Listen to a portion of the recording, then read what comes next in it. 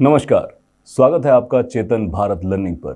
मैं हूं मानवेंद्र सिंह मांगट और भारतीय संविधान और राज्य व्यवस्था की आज की कक्षा में हम अध्ययन करने जा रहे हैं भारतीय संविधान के भाग 4 में दिए गए राज्य के नीति निर्देशक तत्वों के बारे में। तो इस कक्षा के अंदर हम राज्य के नीति निर्देशक तत्वों के पीछे की अवधारणा समझेंगे, फिर अलग अलग राजनीतिक मीमांसाओं से प्रेरित होकर जो अलग अलग नीति निर्देशक तत्व रखे गए हैं उनकी जानकारी हासिल करेंगे, और फिर यह भी हम अध्ययन करेंगे कि परीक्षा में किस तरह के प्रश्न हमसे पूछे जा सकते हैं राज्य के नीति निर्देशक तत्वों से। शुरुआत करते हैं। भाग 4 में दिया गया सबसे पहले प्रारंभिकी में जो महत्वपूर्ण रूप से पूछे जाना वाला प्रश्न है वो यही है कि राज्य के नीति निर्देशक तत्व संविधान के किस भाग में प्रस्तुत किए गए हैं। तो आपको याद रखना होगा भाग 4 के अंदर ही प्रस्तुत किए गए हैं। अब आते हैं राज्य के नीति निर्देशक तत्वों के ऊपर। तो याद रखें, एक और प्रारंभिकी में सवाल पूछा जाता है कि ये किस देश के संविधान से प्रेरित होकर हमने रखे हैं। तो याद रखें, आयरलैंड के संविधान से प्रेरित होकर हमने राज्य के नीति निर्देशक तत्वों को अपने संविधान में पिरोया है। अब याद रखें कि इसके पीछे की अवधारणा क्या है।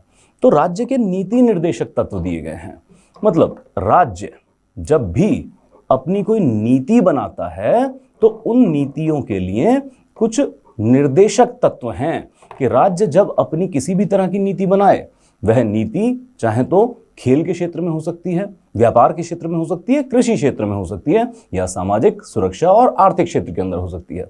तो जब भी राज्य अपनी कोई नीति बनाएगा और उस नीति को लागू करने के लिए कोई विधि हो सकती है, कोई प्रोग्राम हो सकता है, जब उसको बनाएगा और लागू करेगा तो यहाँ पर दिए गए निर्देशक तत्वों को ध्यान में रखते हुए नीति बनानी है। ये तो बड़ा आसान तरीका हुआ इसको समझने का।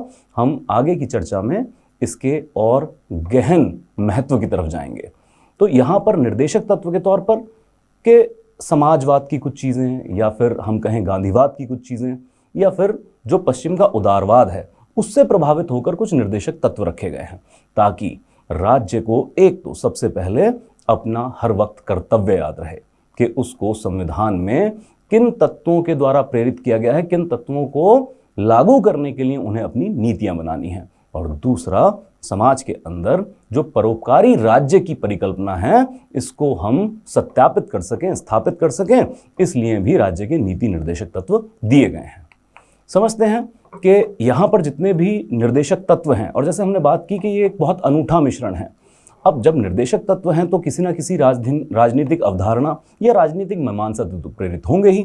तो यहाँ पर याद रखें, कुछ जो निर्देशक तत्व हैं वो समाजवाद की धारा से आते हैं, और साथ ही कुछ हमने गांधीवाद, मतलब जो गांधी जी के विचार थे उनको भी संविधान में समाहित करने के लिए हमने कुछ तत्व यहाँ पर रखे हैं। और फिर कुछ आते हैं पश्चिम के उदारवाद से। अच्छा, एक चीज़ मैंने यहाँ पर और रखी है, स्वतंत्रता संग्राम के आदर्श। अब ज़्यादातर किताबें आप पढ़ेंगे तो वो कहेंगे जी सिर्फ 3 चीज़ों का मिश्रण है, और भारत के जो स्वतंत्रता संग्राम के आदर्श हैं इनके बारे में बात नहीं करते हैं। परंतु जो हमारे राजनीति शास्त्र के विशेषज्ञ हैं वो कहते हैं कि स्वतंत्रता संग्राम के आदर्श जो हमारे थे वो इन सभी अनुच्छेदों के अंदर, जो अनुच्छेद भाग 4 में दिए गए हैं, सभी अनुच्छेदों के अंदर अंतर्निहित हैं। तो यदि हम किसी अनुच्छेद की पहचान करना चाहें तो हम सिर्फ कर पाएंगे समाजवादी, गांधीवादी या पश्चिम की उदारवादी विचारधारा के आधार पर। कोई भी ऐसा अनुच्छेद नहीं है जिसको हम एकल रूप में स्वतंत्रता संग्राम के आदर्शों से प्रेरित मान सकें। परंतु जब हम सभी अनुच्छेदों को पढ़ते हैं तो हमें ये बात समझ में आती है कि सभी अनुच्छेदों की जो अंतरात्मा है, उसमें जो अंतर्निहित बात कही गई है वो कहीं ना कहीं स्वतंत्रता संग्राम के आदर्शों से ही प्रेरित थे। स्वतंत्रता संग्राम के दौरान भारत के लोग, हमारे स्वतंत्रता सेनानी जो चीज़ें प्राप्त करना चाहते थे उन सब को भाग 4 के अंदर नीति निर्देशक तत्व के तौर पर कहीं ना कहीं रखा गया। कुछ चीज़ों को तो हमने देखा मौलिक अधिकार के अंदर रख दिया, जो वहाँ से बची उनको रखा गया है भाग 4 नीति निर्देशक तत्व के अंदर। अब आते हैं आगे तो समझते हैं राज्य। जैसे हमने बात की कि सबसे पहले जो ये निर्देशक तत्व हैं यह राज्य के लिए रखे गए हैं कि राज्य जब अपनी नीति बनाए तो इन निर्देशक तत्वों का ध्यान रखे। तो यहाँ पर राज्य की परिभाषा क्या होगी, तो अनुच्छेद 36 में सबसे पहले राज्य की परिभाषा ही दी गई है। और यह वही परिभाषा है जो भाग 3 में राज्य की परिभाषा दी गई थी अनुच्छेद 12 के अंतर्गत। तो अनुच्छेद 12 के अंतर्गत हमें याद है राज्य को एक विस्तृत व्याख्या दी गई है, जैसे भारत की संसद, इसके साथ भारत की केंद्र सरकार, इसी के साथ राज्य की विधायिकाएं और राज्य की जो सरकारें हैं, यह सब राज्य की परिभाषा में आती हैं। और इसी के साथ राज्य के स्थानीय निकाय मतलब कि पंचायतें और नगर पालिकाएं, यह भी राज्य की विस्तृत व्याख्या के अंदर है। और इसके अलावा सरकार के नियंत्रण में कोई भी अन्य प्राधिकरण, जो भी कोई भी संस्था सरकार के नियंत्रण में काम कर रही है, वह भी राज्य की परिभाषा में होगी। इसका मतलब जितना भी सरकारी तामझाम है वो सब का सब राज्य की परिभाषा में आता है। अब हमने कहा है कि यह राज्य की नीति निर्देशक तत्व हैं, तो जितनी भी राज्य की संस्थाएं हैं सबको इन नीति निर्देशक तत्वों का ध्यान रखना है और अपनी शक्तियां इस तरह से इस्तेमाल करनी है कि इन नीति निर्देशक तत्वों को समाज में स्थापित किया जाए। मैं कहना यह चाहता हूं कि आप लोग जब लोक सेवा परीक्षा उत्तीर्ण करने के बाद विभिन्न पदों पर विराजमान होंगे, आप चाहें आईएएस हैं तो आप डिस्ट्रिक्ट मजिस्ट्रेट लगते हैं, आप एसपी लगते हैं, तहसीलदार या आप कोई भी एसडीएम साहब लगते हैं, तो फिर उस वक्त आप भी राज्य की परिभाषा के अंतर्गत आते होंगे, आपका पद राज्य की परिभाषा के अंतर्गत आते होंगे। तो याद रखें, यह आपकी भी संवैधानिक जिम्मेवारी होगी कि आप अपनी शक्तियों का इस तरह से निर्वहन करें, कर्तव्यों का इस तरह से निर्वहन करें कि राज्य के नीति निर्देशक तत्वों को समाज में स्थापित किया जा सके। तो सारे के सारे राज्य के ऊपर ये लाजिम है। आगे चलते हैं और कुछ गहन चीजें समझते हैं अनुच्छेद 37 के तहत। अब सबसे पहले और जो सबसे बड़ा इसका एक आलोचना का कारण भी बनता है, खुद संविधान सभा में भी आलोचना का कारण बनता है, वह है कि यह नीति निर्देशक तत्व गैर न्यायोचित हैं। मतलब कि यदि राज्य नीति निर्देशक तत्वों पर आधारित कोई स्कीम, कोई नीति नहीं बनाता है तो सरकार को अदालत में नहीं घसीटा जा सकता है, कटघरे में नहीं खड़ा किया जा सकता है। कहना मैं चाहता हूं कि यदि ये जो नीति निर्देशक तत्व हैं इनकी उल्लंघना भी होती है तो आप न्यायालय से न्याय नहीं मांग सकते हैं, नहीं प्राप्त कर सकते हैं। इनके आधार पर न्यायालय में कोई केस दर्ज नहीं किया जा सकता है, यह गैर न्यायोचित है। अब अगर हम तुलना करें अनुच्छेद 37 की अनुच्छेद 32 के साथ, तो जमीन आसमान का फर्क हमें पता लगता है। जहां पर मूल अधिकारों को ना सिर्फ न्यायोचित रखा गया है, वरन न्यायोचित के साथ साथ हमें संवैधानिक उपचारों का भी अधिकार शामिल है। मतलब कि अगर किसी के मौलिक अधिकार अगर उल्लंघित होते हैं, उसकी उल्लंघना की जाती है, तो व्यक्ति सीधा सर्वोच्च न्यायालय से न्याय प्राप्त कर सकता है। परंतु जब हम बात करते हैं नीति निर्देशक तत्वों की, तो फिर आप किसी भी न्यायालय में जाकर न्याय नहीं मांग सकते हैं। परंतु यह ना समझें कि यह न्यायोचित नहीं है तो इनका कोई संवैधानिक महत्व नहीं है। अनुच्छेद 37 में ही यह बात कही गई है, यद्यपि यह नीति निर्देशक तत्व गैर न्यायोचित हैं, तथापि यह तत्व देश के शासन में मूलभूत आधार रखते हैं। मतलब कि जो शासन व्यवस्था चलेगी उसमें बहुत ही मौलिक, बहुत ही मूल रूप से इन अधिकारों की, इन अनुच्छेदों की महत्ता है। और साथ ही यह राज्य का कर्तव्य होगा कि इन तत्वों का विधि बनाने में प्रयोग किया जाए। तो न्यायोचित ना होते हुए भी यह जो नीति निर्देशक तत्व हैं, यह राज्य का कर्तव्य हैं। राज्य को इनको लागू करना चाहिए संवैधानिक दृष्टि से। अब देखिए, प्रारंभिकी में हमें इसी तरह से संशय में डाला जाता है। मतलब कि आपको दे दिया जाएगा कि निम्नलिखित में से कौन सा कथन सही है या सही नहीं है, और यही 3 कथन हो सकता है आपके सामने हो। पहला, न्यायोचित नहीं है, तो ठीक है, ये सभी को याद होता है आमतौर पे, जो भी ठीक ठाक भी तैयारी करके जाते हैं। इसके बाद आता है कि देश के शासन में मूलभूत स्थान रखते हैं, तो थोड़ा लगता है कि यार अगर न्यायोचित नहीं तो मूलभूत स्थान कैसे रखते होंगे। और फिर जब तीसरा कथन आता है कि राज्य का कर्तव्य है, तो कई बार हम दुविधा में होते हैं कि जब न्यायोचित ही नहीं है तो फिर यह राज्य का कर्तव्य कैसे होंगे। परंतु इसमें कोई भी बड़ा विज्ञान नहीं लगाया गया है। अनुच्छेद 37 को ही तोड़कर एक प्रश्न बना दिया गया है कथनात्मक तौर पर। तो याद रखें, 3 चीजें जो हमें याद रखनी है प्रारंभिकी परीक्षा के लिए खासकर, गैर न्यायोचित है, दूसरा शासन में मूलभूत स्थान रखते हैं, और तीसरा यह राज्य का कर्तव्य है। मतलब कि राज्य का सकारात्मक कर्तव्य।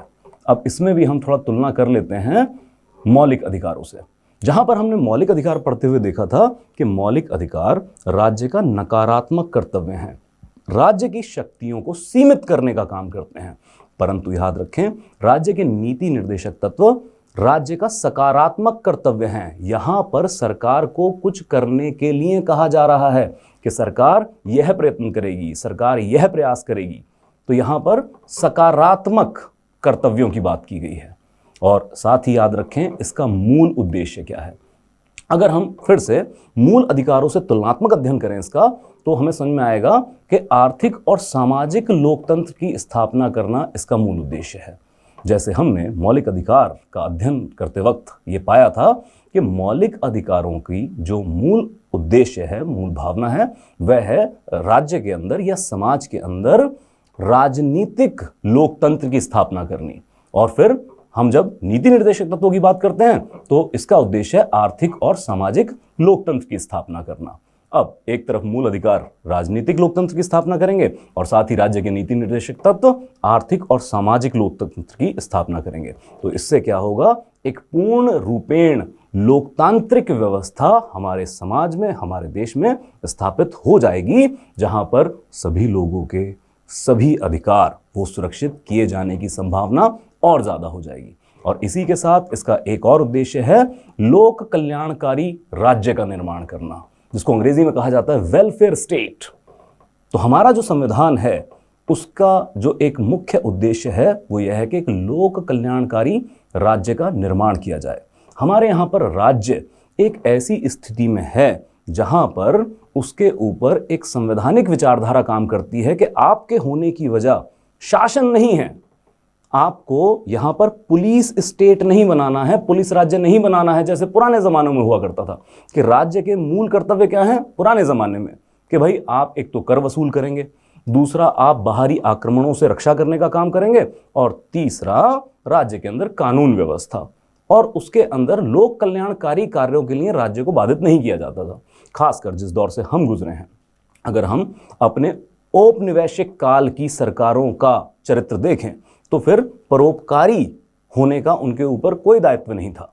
परंतु जब हम लोकतंत्रात्मक ढांचे की व्यवस्था करते हैं, गणतंत्रात्मक ढांचे की व्यवस्था करते हैं, तो यहाँ पर राज्य के लिए यह बहुत जरूरी है कि वो लोक कल्याणकारी राज्य हो। राज्य है ही इसलिए कि लोगों का कल्याण किया जा सके और लोगों के जीवन स्तर में हर पहलू से सुधार लाया जा सके। ये नहीं कि शासन के लिए ही बना दिया जाए। जैसे कुछ जो हमारे यहाँ पर राजनीतिक दल है उनका नारा भी होता है कि राज नहीं सेवा। हम राज नहीं करना चाहते हैं, हम आपकी सेवा करना चाहते हैं। आगे चलते हैं इसी पे थोड़ा सा और रुक कर, इससे पहले कि हम अलग अलग समाजवादी या गांधीवादी या फिर जो पश्चिम का उदारवाद है उसको समझें, अकेले अकेले अनुच्छेद को समझें, थोड़ा सा बात कर लेते हैं गैर न्यायोचित के बारे में, और खासकर मुख्य परीक्षा में किस तरह से प्रश्न पूछे जा सकते हैं। अब भाई एक ये बड़ा चर्चा का मुद्दा बना, संविधान सभा में बना कि इनको गैर न्यायोचित क्यों किया जा रहा है, और हमसे पूछा भी जा सकता है क्या वजह है जिसकी वजह से राज्य के नीति निर्देशक तत्वों को गैर न्यायोचित रखा गया है, मूल अधिकारों की तरह न्यायोचित नहीं किया गया है। और फिर दूसरा सवाल अंबेडकर जी की तरफ ये था कि या तो आप इसको न्यायोचित करें, अन्यथा इसको संविधान से हटा दें। वजह ये कि विभिन्न सरकारें आएंगी, केंद्र में भी विभिन्न सरकारें आएंगी अलग अलग राजनीतिक दलों की, और राज्यों में भी अलग अलग राजनीतिक दलों की अनेकों अनेक सरकारें भविष्य आएंगी।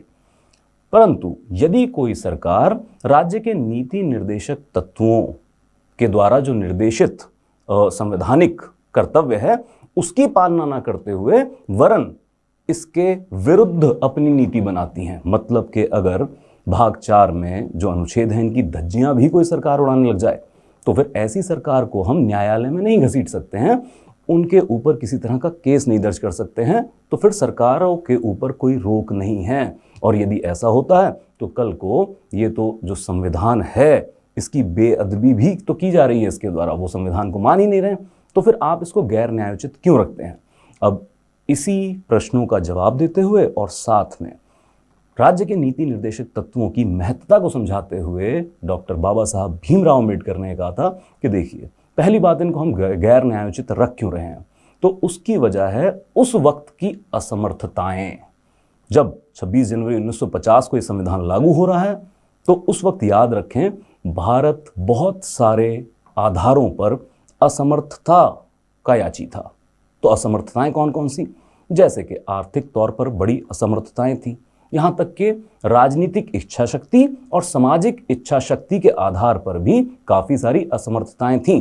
क्योंकि जब हम आगे देखेंगे तो राज्य के नीति निर्देशक तत्वों में ऐसे बहुत सारे अनुच्छेद हैं, ऐसी बहुत सारी बातें हैं जिनको लागू करने के लिए जो सरकार है उसके पास स्रोतों का होना बहुत जरूरी है।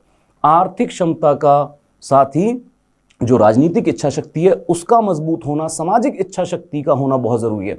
आज भी कुछ नीति निर्देशक तत्व ऐसे हैं जिसके लिए हमारे पास आर्थिक सामर्थ्य भी है, राजनीतिक सामर्थ्य भी कुछ हद तक है, परंतु हमारे पास सामाजिक सामर्थ्य नहीं है। समाज खुद तैयार नहीं है कि इन नीति निर्देशक तत्वों को किसी विधि द्वारा स्थापित किया जा सके, समाज ही विरोध कर देता है। तो ये उस वक्त की असमर्थताओं की वजह से कि क्योंकि इस वक्त हमारे पास उतनी आर्थिक क्षमता या राजनीतिक क्षमता नहीं है, सिर्फ उस दौर की मैं बात कर रहा हूं, ये नहीं कि भविष्य में नहीं होगी, उस दौर में नहीं है, इसलिए हम इनको गैर न्यायोचित रखते हैं। अगर न्यायोचित कर देंगे, अब लोगों को अगर ये सुविधाएं ना मिली तो लोग उच्च न्यायालय, सर्वोच्च न्यायालय जाया करेंगे और वहां पर सरकार के खिलाफ अगर फैसले आएंगे तो सरकार के पास जब जो जरूरी स्रोत हैं वही नहीं है तो फिर इनको आप प्रैक्टिकल रूप से कैसे लागू कर पाएंगे? तो हम गैर न्यायोचित रखते हैं और साथ ही इसके प्रदत्त करने की संभावनाएं भविष्य के गर्भ में छुपी होंगी। जैसे जैसे देश में आर्थिक क्षमता का विकास होगा, राजनीतिक इच्छा शक्ति बढ़ेगी और सामाजिक इच्छा शक्ति का विकास होगा, वैसे वैसे अलग अलग मौकों पर सरकारें इन नीति निर्देशक तत्वों को अपनी नीति के द्वारा, प्रोग्राम के द्वारा, पॉलिसी के द्वारा, कानूनों के द्वारा लागू करते चले जाएंगे। तो असल मंतव्य तो लोगों तक ये सुविधाएं पहुंचाने का है, वो चाहे इस भाग को न्यायोचित करके करें चाहे गैर न्यायोचित तरीके से करें। और दूसरी बात जो बहुत महत्वपूर्ण कही थी डॉक्टर अंबेडकर साहब ने, वो ये कहा था कि मैं मानता हूं कि राज्य के नीति निर्देशक तत्व, जो हमारी अदालतें हैं, जो न्यायालय हैं, वहां पर न्यायोचित नहीं है, परंतु जो हमारे राज्य के नीति निर्देशक तत्व हैं यह जनता की अदालत में न्यायोचित होंगे। मतलब कि जब 5 साल बाद विभिन्न राजनीतिक दल लोगों से वोट मांगने जाएंगे तो जो सत्ता के अंदर है राजनीतिक दल, वह लोगों को ये बताएगा कि पिछले 5 सालों में हमने कौन से नीति निर्देशक तत्व पर कितना काम किया है। क्योंकि मूलतः देखें तो लोगों की आर्थिक सामर्थ्य और सामाजिक सामर्थ्य को बढ़ाने के लिए ही तो नीति निर्देशक तत्व दिए गए हैं। तो लोगों को बताएंगे भाई हमने आपके लिए इतना काम किया है, तो लोग अगर उनकी बातों को मानते हैं और वाकई काम हुआ है तो लोग उनको दोबारा वोट देंगे और दोबारा चुन लेंगे। लेकिन अगर उन्होंने, उस सत्ताधीश राजनीतिक दल ने राज्य के नीति निर्देशक तत्वों पर काम नहीं किया है तो लोग अपने वोट के द्वारा बदल देंगे और विपक्षी पार्टियों को चुन लेंगे जो यह वादा करती हैं कि हम राज्य के नीति निर्देशक तत्वों पर काम करेंगे। तो यह बहुत महत्वपूर्ण तौर पर कहा गया कि लोग लागू करवाएंगे, न्यायालय से लागू करवाना जरूरी नहीं है। अब लोकतंत्र में सबसे बड़ी शक्ति है भी तो खुद लोग ही, हम भारत के लोग। तो भारत के लोगों से अपेक्षा थी कि वक्त आने पर भारत के लोग ही अपनी सरकारों से राज्य के नीति निर्देशक तत्व लागू करवा लेंगे। उनमें से कुछ नीति निर्देशक तत्व लागू भी किए गए हैं, बहुत अच्छे से लागू किए जा रहा है। कई सारों में अभी कोई खास तरक्की नहीं की गई है। शायद कुछ जो राजनीतिक विशेषज्ञ हैं वे यह भी कहते हैं कि शायद यहीं पर डॉक्टर अंबेडकर कुछ धोखा खा गए या मासूम रह गए। डॉक्टर अंबेडकर साहब को लगा कि कहने के लिए कि डॉक्टर अंबेडकर को लगा कि मैं एक शोषित समाज से आता हूं और अपनी इच्छा शक्ति, अपनी मेहनत के दम पर पढ़ाई लिखाई करके यहाँ पहुँचता हूँ कि आज मैं भारत की संविधान सभा का एक महत्वपूर्ण सदस्य हूँ और संविधान लिखने का काम कर रहा हूँ। तो मेरे बाद आने वाली पीढ़ी, और मैं समस्त भारत के समस्त समुदायों की पीढ़ी की बात कर रहा हूँ, सिर्फ शोषित समाज की नहीं, तो बाकी की पीढ़ी 20 साल, 30 साल, 50 साल बाद इतनी समझदार तो होगी, इतनी योग्य तो होगी कि जब राजनीतिक दल उनसे वोट मांगने आए तो वो राज्य के नीति निर्देशक तत्वों पे बात करें। परंतु उनको नहीं पता था कि 70 साल बाद भी, 75 साल बाद भी हमारे ज़्यादातर लोग कहीं धर्म के आधार पर, कहीं जात के आधार पर, तो कहीं क्षेत्र के आधार पर वोट देने की बात कर रहे होंगे। राज्य के नीति निर्देशक तत्व हमारे जो इलेक्शन के दौरान जितने भी मुद्दे होते हैं उनसे लगभग गायब ही रहते हैं, इनके ऊपर बात नहीं हो पाती है। तो ऐसा नहीं है कि जो असफलताएं हैं वो संविधान की असफलताएं हैं, वरन यह लोगों की असफलता है कि वह संविधान की जो अनुच्छेद हैं, संविधान का जो उद्देश्य है उसको लागू कराने में असमर्थ रहे हैं। तो अब हमें महत्वता समझ में आ रही है कि जरूरी नहीं महत्व उसी अनुच्छेद का हो, उसी भाग का हो जिसको आप न्यायालय में जाकर केस लड़कर हासिल कर सकें। हम लोकतंत्र में रह रहे हैं, सबसे बड़ी शक्ति लोग है, तो फिर यह भी लाजिम होगा कि बहुत सारे अनुच्छेद ऐसे हों जो अगर न्यायालय नहीं लागू करवा पाते हैं तो लोग लागू करवाएं अपने मताधिकार के इस्तेमाल से। आगे चलते हैं और अब समझने की कोशिश करते हैं अलग अलग सिद्धांतों को।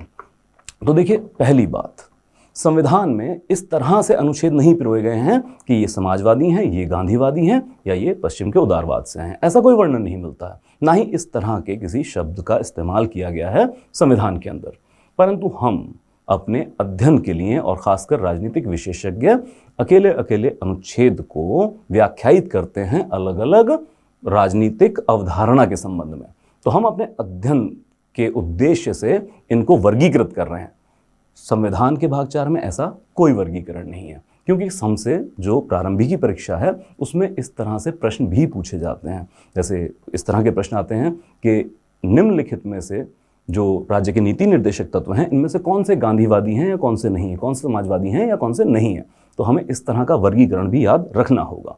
कोशिश करते हैं सभी को समझने की और इनके पीछे हमारा उद्देश्य क्या है और देश में यह नीति निर्देशक तत्व किस स्थिति में है, इसके बारे में भी कुछ चर्चा करेंगे। प्रारंभिकी से मुख्य परीक्षा तक की समस्याओं का हल करने की कोशिश करेंगे।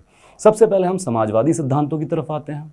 अब समाजवादी सिद्धांतों की बात करें तो सबसे पहले यह इसलिए है कि लोक कल्याणकारी राज्य की स्थापना का मार्ग प्रशस्त हो। समाजवाद की विचारधारा और यहाँ तक कि गांधीवाद की विचारधारा में भी लोक कल्याणकारी राज्य की अवधारणा को बहुत ही मुख्यता से प्रस्तुत किया गया है। सबसे पहले देखते हैं अनुच्छेद 38। तो अनुच्छेद 38 में कहा गया है कि सरकार क्या कोशिश करेगी, राज्य क्या प्रयत्न करेगा, एक तो लोक कल्याण की अभिवृद्धि के लिए और साथ ही सामाजिक, आर्थिक और राजनीतिक न्याय द्वारा सामाजिक व्यवस्था को सुनिश्चित करना है। तो आप, मेरा ख्याल है, याद कर रहे हैं प्रस्तावना को, जहां पर न्याय की बात की गई थी और न्याय को बताया गया था, व्याख्यायित किया गया था राजनीतिक, आर्थिक और सामाजिक न्याय के आधार पर। तो प्रस्तावना के अंदर कहां से वो शब्द लिए गए हैं, इसी अनुच्छेद से लिए गए हैं। हालांकि न्याय जो है वो हमने बात की थी रशियन, जो उस वक्त का सोवियत संविधान था, उससे इंस्पायर हो गए या फिर रशियन रेवोल्यूशन से, रशियन क्रांति से प्रेरित होकर हमने लिया था।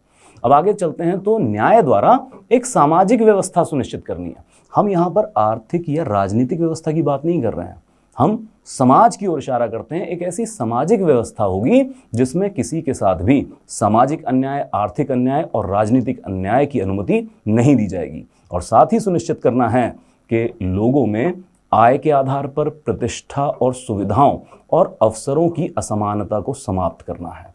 अगर हम इसको और बारीकी से पढ़ें, अनुच्छेद को, पूरे संविधान के मूल जो शब्दावली उसको पढ़ें, तो ये कहा गया है कि एक तो आय की, अवसरों की असमानता को कम से कम कर देना है। मैं ये नहीं कह रहा हूँ कि आय की असमानता को समाप्त कर देना है।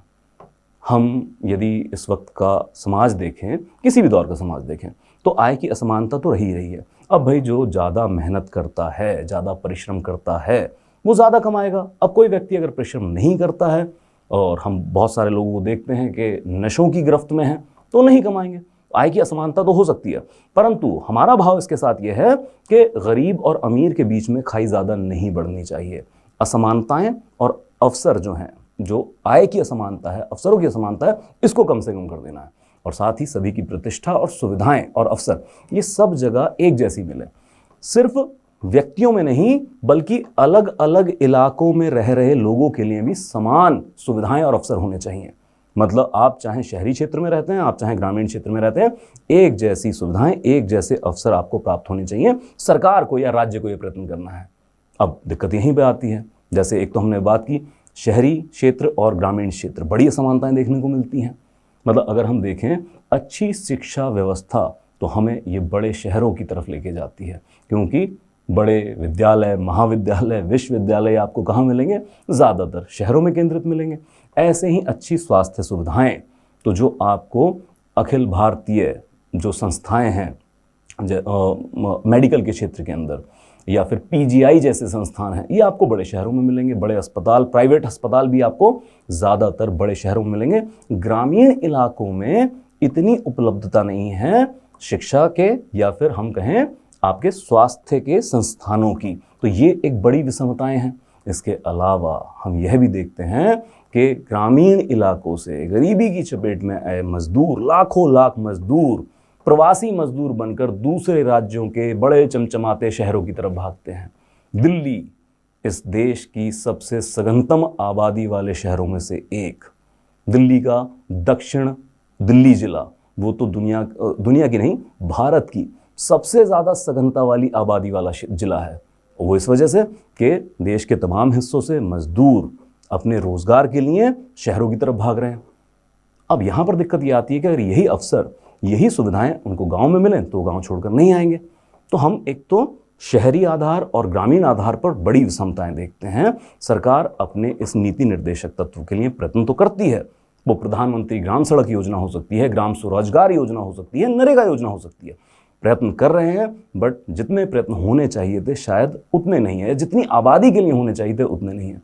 तभी बहुत सारे लोगों का ये मानना है कि जितनी भी तरक्की हमने हासिल की है वो एक चमचमाते शहर से कोई स्टेट हाईवे या नेशनल हाईवे पर सवार होती है और दूसरे चमचमाते शहर पहुंच जाती है। परंतु उसी नेशनल या स्टेट हाईवे पे आप अपनी बड़ी गाड़ियां रोके और सिर्फ 5 किलोमीटर किसी ग्रामीण इलाके के अंदरूनी इलाके को जाके देखें तो भारत आज भी वहीं खड़ा है जहां 75 साल पहले उसे एक बूढ़ा फकीर छोड़ गया था। बूढ़ा फकीर मेरा ख्याल है आप गांधी जी को जानते हैं। चलिए आगे देखते हैं और क्या क्या बात की गई है राज्य के नीति निर्देशक तत्वों में, और ये भी देखेंगे कि सरकारों की क्या जिम्मेवारियां हैं और उन्होंने वो किस हद तक निभाई हैं या नहीं निभाई हैं। अब अनुच्छेद 29 की बात करते हैं। यह भी समाजवादी विचारधारा से प्रेरित है और इसमें काफ़ी सारे कामों को करने के लिए सरकार की ड्यूटी लगाई गई है। तो देखते हैं क्या है। सबसे पहले सभी नागरिकों को जीविका के पर्याप्त साधन प्राप्त करने का अधिकार है। मतलब सरकारों को या राज्य को यह कोशिश करनी है कि सभी को जीविका के पर्याप्त साधन प्राप्त करें। और अगर आप इसका खंड ग देखें तो घ देखें, पुरुषों और स्त्रियों को समान कार्य के लिए समान वेतन। मतलब अगर एक जैसा समान कार्य कर रहे हैं पुरुष और स्त्री तो उनमें जो वेतन दिया जाएगा वो लिंग के आधार पर विभेदित नहीं हो सकता है कि पुरुषों को ज़्यादा दे दिया जाए और स्त्रियों को कम दे दिया जाए। ऐसा कोई भेद नहीं कर सकते हैं। अब सरकार इसके लिए काफ़ी प्रयत्न भी करती है, परंतु इसके बावजूद हम देखते हैं कि भारत देश में बेरोजगारी दर लगातार बढ़ती चली जा रही है। तो सभी लोगों को उनके योग्यता के अनुसार जो जीविकोपार्जन के साधन हैं वो उपलब्ध नहीं हो पा रहे हैं। इसके अलावा अगर हम बात करें पुरुषों और स्त्रियों के समान वेतन की, देखिए सरकारी अगर नौकरी है तो सभी के समान वेतन है, परंतु जब हम बात करते हैं निजी क्षेत्र की तो बहुत सारे क्षेत्रों में देखा गया है कि बराबर के वेतन नहीं दिए जाते हैं। जैसे मजदूरी एक बड़ा ऐसा क्षेत्र है, वो चाहे भवन निर्माण के क्षेत्र में हो, चाहे कृषि क्षेत्र के अंदर हो या फिर औद्योगिक क्षेत्र के अंदर हो, तो कई जगह देखा जाता है कि स्त्रियों को कम वेतन दिया जाता है पुरुषों के मुकाबले। तो क्या सिर्फ ये मेहनत मजदूरी वाले क्षेत्र में है, बाकी क्षेत्रों में नहीं है? तो इंदिरा नूई जी के विचार अगर आप पढ़ें, जो पेप्सिको की सीईओ रही हैं, तो उन्होंने भी ये कहा है कि यहाँ तक के अंतर्राष्ट्रीय कंपनियां जो हैं, जब इसमें बड़े पदों के लिए वेतन की बात होती है तो पुरुषों को ज़्यादा बेहतर और स्त्रियों को उनके मुकाबले बहुत ही न्यूनतम वेतन तय किए जाते हैं। हम मल्टीनेशनल कंपनीज की बात कर रहे हैं। इसके अलावा आप हिंदी फिल्म क्षेत्र में देख सकते हैं जहाँ पर जो कलाकार हैं तो इसमें पुरुषों के वेतन और महिलाओं के वेतन में आपको भारी अंतर देखने को मिलेगा। तो ऐसे बहुत सारे क्षेत्र हैं, क्योंकि इसके पीछे की मूल वजह है पितरात्मक समाज, तो चोट वहाँ करनी होगी। फिर आते हैं बहुत महत्वपूर्ण इसके खंड ख पे और ग पे। सामूहिक हित के लिए समुदाय के भौतिक संसाधनों का समवितरण करना है और इसी के साथ धन और उत्पादन के संसाधनों का संकेंद्रण रोकना है। मतलब पहली बात तो ये कि जितने भी भौतिक संसाधन हैं देश के उसका वितरण इस प्रकार से किया जाएगा कि सर्व समाज का भला हो सके, सर्व समाज का कल्याण हो सके। ऐसा ना हो कि देश के भौतिक संसाधनों पर सिर्फ चंद घरानों का ही कब्जा हो जाए, कुछ बड़े उद्योगपति हों, उन्हीं को हर तरह के ठेके दिए जा रहे हों। मतलब अगर कहीं ऐसा तो नहीं है कि अगर एयरपोर्ट का ठेका है तो भी एक कंपनी को दिया जा रहा है, अगर कहीं पर बंदरगाह बनाने का कोई प्रोजेक्ट है तो वो भी एक कंपनी को जा रहा है, वही टेलीफोनिक सेवाओं में भी हैं, उन्हीं को स्पेक्ट्रम की भी बिक्री की जा रही है, या फिर कहीं पर अगर कोई नेचुरल गैस निकालने का प्लांट है, डीजल की बात है, तो भी एक या दो उद्योगपतियों तक सीमित है। मैं राजनीति में नहीं जाना चाहता हूं, सिर्फ उदाहरण के तौर पर बताना चाहता हूं, यदि ऐसा हो रहा है तो फिर राज्य अपने नीति निर्देशक तत्वों से इतर काम कर रहा है। और इसी के साथ धन और उत्पादन के साधनों का संकेंद्रण रोकना होगा। मतलब जो भी धन उत्पादन के साधन हैं ये समाज में इस तरह से वितरित किए जाएं कि सभी घरों का चूल्हा जल सके। जैसे एक उदाहरण के तौर पर, यदि किसी राज्य में मान लीजिए जो परिवहन व्यवस्था है, अब हम जानते हैं सरकारी परिवहन व्यवस्था भी होती है और साथ में निजी परिवहन व्यवस्था भी होती है। अगर किसी राज्य में ऐसा करने लग जाए सरकार कि कोई एक संस्था हो जिसका कोई निजी परिवहन चलता है, उसी को सारे रूटों के ठेके दे दिए जाएं कि हर रूट पे आप गाड़ी चलाएंगे, तो इससे आप देख रहे हैं जो परिवहन है, जो धनोपार्जन का एक बड़ा संसाधन है, ये सिर्फ एक ही व्यक्ति के पास या एक ही परिवार के पास सीमित होते चला जा रहा है। इससे धन का संकेंद्रण होगा, वितरण नहीं होगा, विकेंद्रीकरण नहीं होगा। परंतु इसके उलट अगर हम देखें कि अलग अलग जिलों में या अलग अलग रूट के हिसाब से अलग अलग लोगों को बांट दिए जाएं, तो फिर जो संसाधन हैं इनके द्वारा जो धन उपार्जन किया जा रहा है ये अलग अलग लोगों में वितरित हो जाएगा। तो याद रखें, ना सिर्फ धन का संकेंद्रण रोकना है, साथ ही में भौतिक संसाधनों को, जैसे कि ज़मीन है, कोयला है, इस तरह के जितने भी भौतिक संसाधन हैं ये सभी लोगों में इस तरह से वितरित किए जाएंगे कि सर्व कल्याण हो सके। हम सर्व कल्याणकारी, सर्व हितकारी राज्य की व्यवस्था चाहते हैं। आगे चलते हैं तो देखते हैं अनुच्छेद 39 के ड में कर्मकारों के स्वास्थ्य, शक्ति तथा बालकों को अवस्था के दुरुपयोग से संरक्षण करना है और साथ ही बालकों के स्वास्थ्य के विकास के अवसर देने हैं। अब इसको भी अगर हम गहन अध्ययन में लेके जाएं तो पहली बात ये की गई है, जितने भी हमारे कर्मकार हैं, जितने वो कर्मकार चाहे कृषि क्षेत्र के हैं, चाहे औद्योगिक क्षेत्र के हैं, चाहे भवन निर्माण क्षेत्र के हैं, उनके स्वास्थ्य और उनके सामर्थ्य का ध्यान रखना है। मतलब ऐसा ना हो कि मजदूरों से बहुत ही शोषित तरीके से काम कराया जा रहा हो। तो हमारे पास बहुत सारे कानून हैं, हमारे पास न्यूनतम जो मजदूरी है इसके लिए अधिनियम है, इसके अलावा बहुत सारा जो मजदूर अलग अलग संसाधनों में काम करते हैं उनके शोषण को रोकने के लिए हमारे पास बहुत सारे कानून हैं। हर राज्य के अंदर, जिलों के अंदर इंस्पेक्टर, जिसको हम कहते हैं श्रम इंस्पेक्टर, उनकी पोस्टिंग की गई है ताकि वो ध्यान रख सकें कारखानों में शोषण ना किया जा सके जो भी हमारा मजदूर वर्ग है। और इसी के साथ बालकों को अवस्था के दुरुपयोग से संरक्षण। अगर हम इसका गहन अध्ययन करें तो यह भी कहा गया है कि ना सिर्फ बालकों को और युवाओं को हम स्वास्थ्य संरक्षण देंगे, वरन ऐसी भी व्यवस्था देंगे जिससे वह सम्मानित जीवन जी सकें और साथ ही उनमें किसी भी प्रकार के भौतिक मूल्यों का अवमूल्यन ना हो सके, साथ ही उनके नैतिक मूल्यों का भी अवमूल्यन ना हो सके। मतलब सौंदर्य देखे संविधान का, ना सिर्फ भौतिक मूल्यों की बात कर रहा है बल्कि नैतिक मूल्यों के संरक्षण की भी बात करता है। आगे चलते हैं और देखते हैं अनुच्छेद 39 क, और इसके बात की गई है समान न्याय एवं गरीबों को निःशुल्क विधिक सहायता उपलब्ध कराना। अब इसके लिए भारत सरकार, राज्य सरकार बहुत सारे काम करती है। जैसे बात करेंगे समान न्याय, एक तो जो न्याय की भावना है ये सभी को सारी सीमाओं से ऊपर उठ के देना है। जैसे आर्थिक सीमा नहीं होनी चाहिए या फिर क्षेत्रीय सीमा नहीं होनी चाहिए। मतलब ऐसे ना हो कि गरीबी की वजह से कोई व्यक्ति न्यायालय जाने से संकोच कर रहा हो कि भाई न्यायालय में तो बहुत महंगा न्याय मिलता है, मैं नहीं जा पाऊंगा, या फिर क्षेत्रीय आधार पर के भाई कोई ग्रामीण इलाके में रह रहा है तो वो कहे कि शहरों में अदालतें हैं तो भाई मैं नहीं जा पाऊंगा। तो इस आधार पर किसी भी सीमा से ऊपर उठते हुए, अवांछित सीमा से ऊपर उठते हुए सभी को समान न्याय प्रदत्त करना है और साथ ही गरीबों को निःशुल्क विधिक सहायता देनी है। तो याद रखें, इस वक्त लगभग भारत की हर कचहरी में जो निःशुल्क विधिक सहायता है इसके लिए केंद्र खोले जा चुके हैं। वहाँ पर जाकर आप विधिक सलाह भी ले सकते हैं। और यह भी कानून है, यदि कोई व्यक्ति वकील नहीं कर सकता है, उसकी आर्थिक क्षमता इतनी नहीं है कि वो अपना केस लड़ने के लिए कोई वकील रख सके, तो फिर अदालत उसको मुफ्त में वकील देती है, पूर्णतया निःशुल्क वकील भी देती है। हमने तो कसाब को भी वकील दिया था, वो तो आया भी पाकिस्तान से था, तो अपने लोगों को तो हम वकील देते ही हैं। तो इस तरह से निःशुल्क विधिक सहायता भी उपलब्ध कराई जा रही है और समान न्याय भी दिया जा रहा है। तो फिर आलोचना का क्या कारण है? आलोचना के बहुत सारे कारण हैं। जैसे एक तो न्यायालय से न्याय बहुत देर में मिलता है, और दूसरा आर्थिक क्षमता कहीं ना कहीं किसी के साथ विभेद करने का काम करती है। जैसे बात करें, अगर आप मुदस्सर अंसारी हैं, बिहार का एक लड़का जो दिल्ली की आज़ादपुर मंडी में मजदूरी करने गया था, इसको 200 रुपये चोरी के इल्ज़ाम में 2 साल जेल में रखा गया।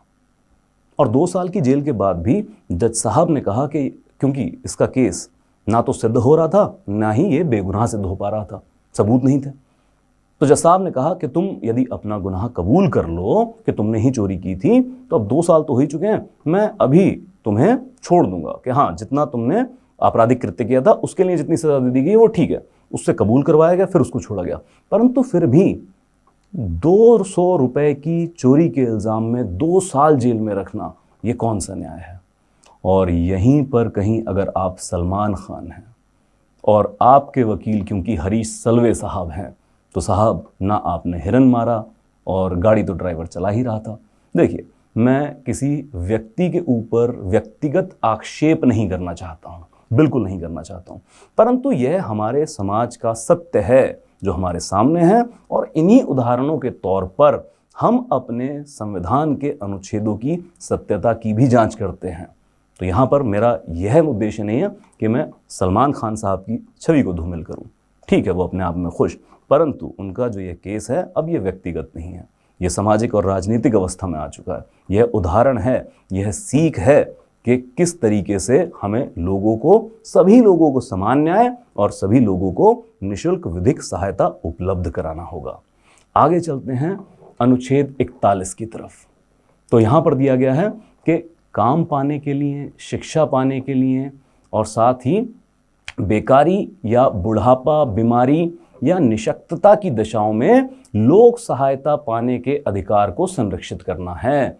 ये सबसे महत्वपूर्ण अनुच्छेद है जहां से राज्य की बहुत सारी कल्याणकारी योजनाओं का स्रोत निकलता है। यह वो गंगोत्री है जहां से बहुत सारी कल्याणकारी जो स्कीम है राज्य की, उनकी गंगा अविरल तौर पर बहती है। तो क्या क्या यहाँ पर बात की गई है? काम पाने का अधिकार। अब देखिए, काम पाने का अधिकार कोई मौलिक अधिकार तो है नहीं इस देश के अंदर, वरन अगर हम नरेगा की तरफ देखें तो ग्रामीण इलाकों में हर परिवार से एक व्यक्ति को 100 दिन का रोजगार दिया जाएगा। वह कहीं ना कहीं इसी दिशा में काम है। शिक्षा पाने के अधिकार की तो बात करें, मौलिक अधिकार हो चुका है अनुच्छेद 21 का के अंदर, ये हम देख चुके हैं। तो 86 संविधान संशोधन के द्वारा, कब? साल 2002 में इसको तो मौलिक अधिकार के तौर पर हम स्थापित कर चुके हैं। इसी के साथ बेकारी, बुढ़ापा, बीमारी या निशक्तताओं की दृष्टि के अंदर सरकारी सहायता दी जाएगी और सरकारी सहायता पाने के अधिकार को संरक्षित किया जाएगा। अब जैसे बहुत सारे राज्यों के अंदर आप देखते हैं वृद्ध पेंशन योजना स्कीम है। बीमारी के दौरान तो हम दुनिया की सबसे बड़ी स्कीम लागू कर चुके हैं, आयुष्मान भारत, जहां 5 लाख रुपए तक का जो इंश्योरेंस है, बीमा है, वो कराया जाता है लोगों का। इसी के साथ बहुत सारी निशक्तताओं, तो कहीं सड़क सुरक्षा बीमा योजना है, तो कहीं पर जीवन बीमा योजना, इस तरह की बहुत सारी योजनाओं के तहत अनुच्छेद 41 को ही लागू करने की कोशिश की जा रही है। परंतु यहाँ पर यह भी बात है कि अगर इस अनुच्छेद को हम और गंभीरता से देखें, इसकी शब्दावली को जाकर देखें, तो यह भी लिखा है कि राज्य अपनी आर्थिक सीमाओं में रहते हुए इन दिशाओं में कदम उठाएगी। तो आर्थिक सीमाओं का जरूर ध्यान रखना है। मतलब अब बहुत सारे लोग आलोचना करते हैं कि देखिए सरकार दे भी क्या रही है, कोई 700 रुपये दे रहे हैं, कोई 1200 रुपये दे रहे हैं, कोई 1500 रुपये महीने के दे रहे हैं, इतने में किसी बुजुर्ग का क्या हो जाएगा। परंतु याद रखें, अभी राज्य की आर्थिक क्षमता इतनी है, कम से कम इतना तो दे ही रहे हैं। अब अगर हम संवैधानिक दृष्टि से देखें तो अभी राज्य किसी बुजुर्ग के घर के बाहर जाकर कहता है कि बाबा जी अभी हमारे पास 1200 रुपये हैं, आप 1200 रुपये प्रति माह रखिए। जैसे जैसे आर्थिक क्षमता बढ़ेगी, इस 1200 का 12,000 भी कर देंगे, हो सकता है कि 1,20,000 कर दें। परंतु उसके लिए राज्य की दृष्टि से देखें तो राज्य की आर्थिक क्षमता को विकसित होना पड़ेगा, तब सरकार इस सुविधा का ज्यादा से ज्यादा लाभ लोगों तक पहुंचा पाएगी। फिर आते हैं अनुच्छेद 42 के ऊपर, और इसमें कहा गया है कि काम की न्याय संगत और मानवोचित दशाओं का तथा प्रसूति सहायता का उपबंध करना है। मतलब कि एक तो काम जहां भी जिस भी संस्था के अंदर कोई काम चल रहा है तो यहां पर न्याय संगत और मानवोचित दशाओं में काम कराया जाए, मतलब अमानवीय तरीके से किसी व्यक्ति से काम ना कराया जाए, और काम की जो दशाएं हों वो किसी भी जो वहां पर काम कर रहा है व्यक्ति उसकी जो शारीरिक क्षमता है उस पर प्रतिकूल प्रभाव न डालती हो, मानवीय अवस्था में काम करा जाए। जैसे औपनिवेशिकवाद में होता था कि मजदूर को मशीनी पुर्जा समझ लिया जाता था, उनसे जानवरों की तरह सलूक किया जाता था और दिन रात काम कराने में लगे रहते थे, और जो मजदूरी थी वो तो कम थी। तो इस तरह की अवस्थाओं में काम नहीं कराया जा सकता है। इसके लिए हमारे पास बहुत सारे श्रम कानून हैं जो यह स्थापित करते हैं। मतलब अगर हम श्रम कानूनों को देखें तो यह तक लिखा हुआ है कि कौन से संस्थान के अंदर कितने बाय कितने का कमरा होगा और उसमें कितने मजदूरों से काम कराया जाएगा, हवादार होने चाहिए, रोशनी की व्यवस्था होनी चाहिए, पानी की व्यवस्था होनी चाहिए। इस तरह की सारी चीज़ें वहाँ पर रखी गई हैं। और इसी के साथ जो दूसरी बहुत अहम चीज़ इसमें है वो है प्रसूति सहायता का उपबंध करना। अब प्रसूति सहायता मतलब कि जब भी कोई महिला गर्भवती हैं और बच्चे को जन्म देने की स्थिति में हैं तो उस दौरान सरकार सहायता प्रदान करेगी। अब इसके लिए भी बहुत सारे स्कीम्स, बहुत सारे उपबंध किए गए हैं। जैसे सभी सरकारी अस्पतालों में प्रसूति विभाग के अंदर यदि कोई महिला बच्चे को जन्म देती है तो वो निःशुल्क रहता है, उससे किसी तरह का शुल्क नहीं दिया जाता है। कई राज्यों में तो गर्भवती महिला के अस्पताल तक के आने और वापस जाने का खर्च भी सरकारें देती हैं। इसी तरह मातृत्व वंदना योजना है, 6,000 रुपये महिला के खाते में डाले जाते हैं जिससे वह कुछ दवाइयाँ और साथ में कुछ पौष्टिक आहार हासिल कर सकें। गाँव में आंगनवाड़ी बनाई गई हैं, तो आंगनवाड़ी से भी आप देखें तो बहुत सारा पौष्टिक आहार गर्भवती महिलाओं को पहुंचाया जाता है। गांव में आशा की नियुक्ति की गई है जिसको आशा दीदी कहा जाता है, एक्रेडिटेड सोशल हेल्थ एक्टिविस्ट, मतलब कि मान्यता प्राप्त स्वास्थ्य सहकर्मी, मतलब कि मान्यता प्राप्त सामाजिक स्वास्थ्य सहकर्मी। अब ये आशा दीदी क्या करती हैं? तो शुरुआत में तो बहुत बेसिक से काम थे, अब तो इनकी जिम्मेवारियां काफ़ी बढ़ा दी गई हैं। तो गांव के घरों घरों में जाकर जहां पर भी कोई गर्भवती महिला है उसके स्वास्थ्य संबंधी जानकारियां लेनी कि कितने हफ्ते का गर्भ ठहर चुका है। इसके अलावा उनको स्वास्थ्य संबंधी जानकारी देनी भी कि भाई अब इतने हफ्ते का गर्भ हो चुका है, आपको ये दवाइयाँ शुरू कर देनी चाहिए, आप अस्पताल जाकर डॉक्टरी सलाह ले लीजिए। और ये भी बताना कि अगर आप बच्चे को सरकारी अस्पताल में जन्म देंगी तो वहाँ पर आपसे किस तरह का शुल्क नहीं लिया जाएगा, बल्कि बेसिक दवाइयाँ भी फ्री में दी जाएंगी। तो इस तरह की बहुत सारी स्कीम्स हैं, नीतियां हैं जिसके द्वारा प्रसूति सहायता भारत सरकार और अनेक राज्य सरकार स्थापित कर रहे हैं महिलाओं के लिए। और इसके अलावा आप जानते हैं कि जो छुट्टी की व्यवस्था है, मतलब कि अगर कोई भी कामकाजी महिला है वो चाहे सरकारी है या फिर जो आपका गैर सरकारी संस्थान है उसमें भी ये लागू कर दिया गया है कि 26 हफ्तों की छुट्टी दी जाएगी जिसके पैसे नहीं काटे जाएंगे किसी भी गर्भवती महिला के जब वह गर्भधारण कर चुकी है या फिर बच्चे को जन्म देने वाली होती है। तो इस तरह की विभिन्न नीतियों के तहत अनुच्छेद 42 को समाज में स्थापित करने की अनेक सरकार कोशिश कर रही हैं। आगे चलते हैं, देखते हैं अनुच्छेद 43। अब यह कहता है कि सभी कर्मकारों के लिए निर्वाह मजदूरी और साथ ही शिष्ट जीवन स्तर तथा सामाजिक एवं सांस्कृतिक अवसर प्रदान करने हैं। मतलब राज्य ऐसी नीति बनाएगा कि एक तो सभी कर्मकारों को निर्वाह मजदूरी मिले।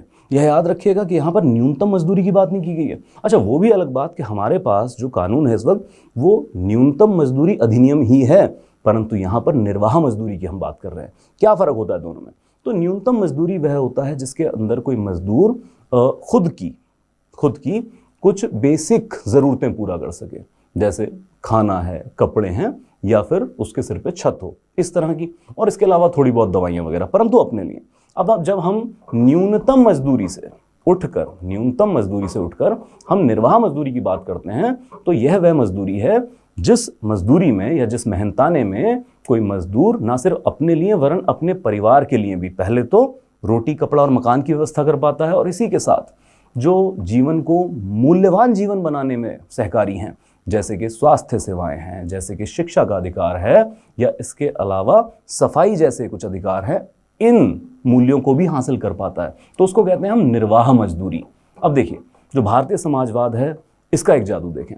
अब अगर हमें किसी व्यक्ति की न्यूनतम मजदूरी को निर्वाह मजदूरी में परिवर्तित करना है, तो या तो हमें उसकी मजदूरी बढ़ानी होगी।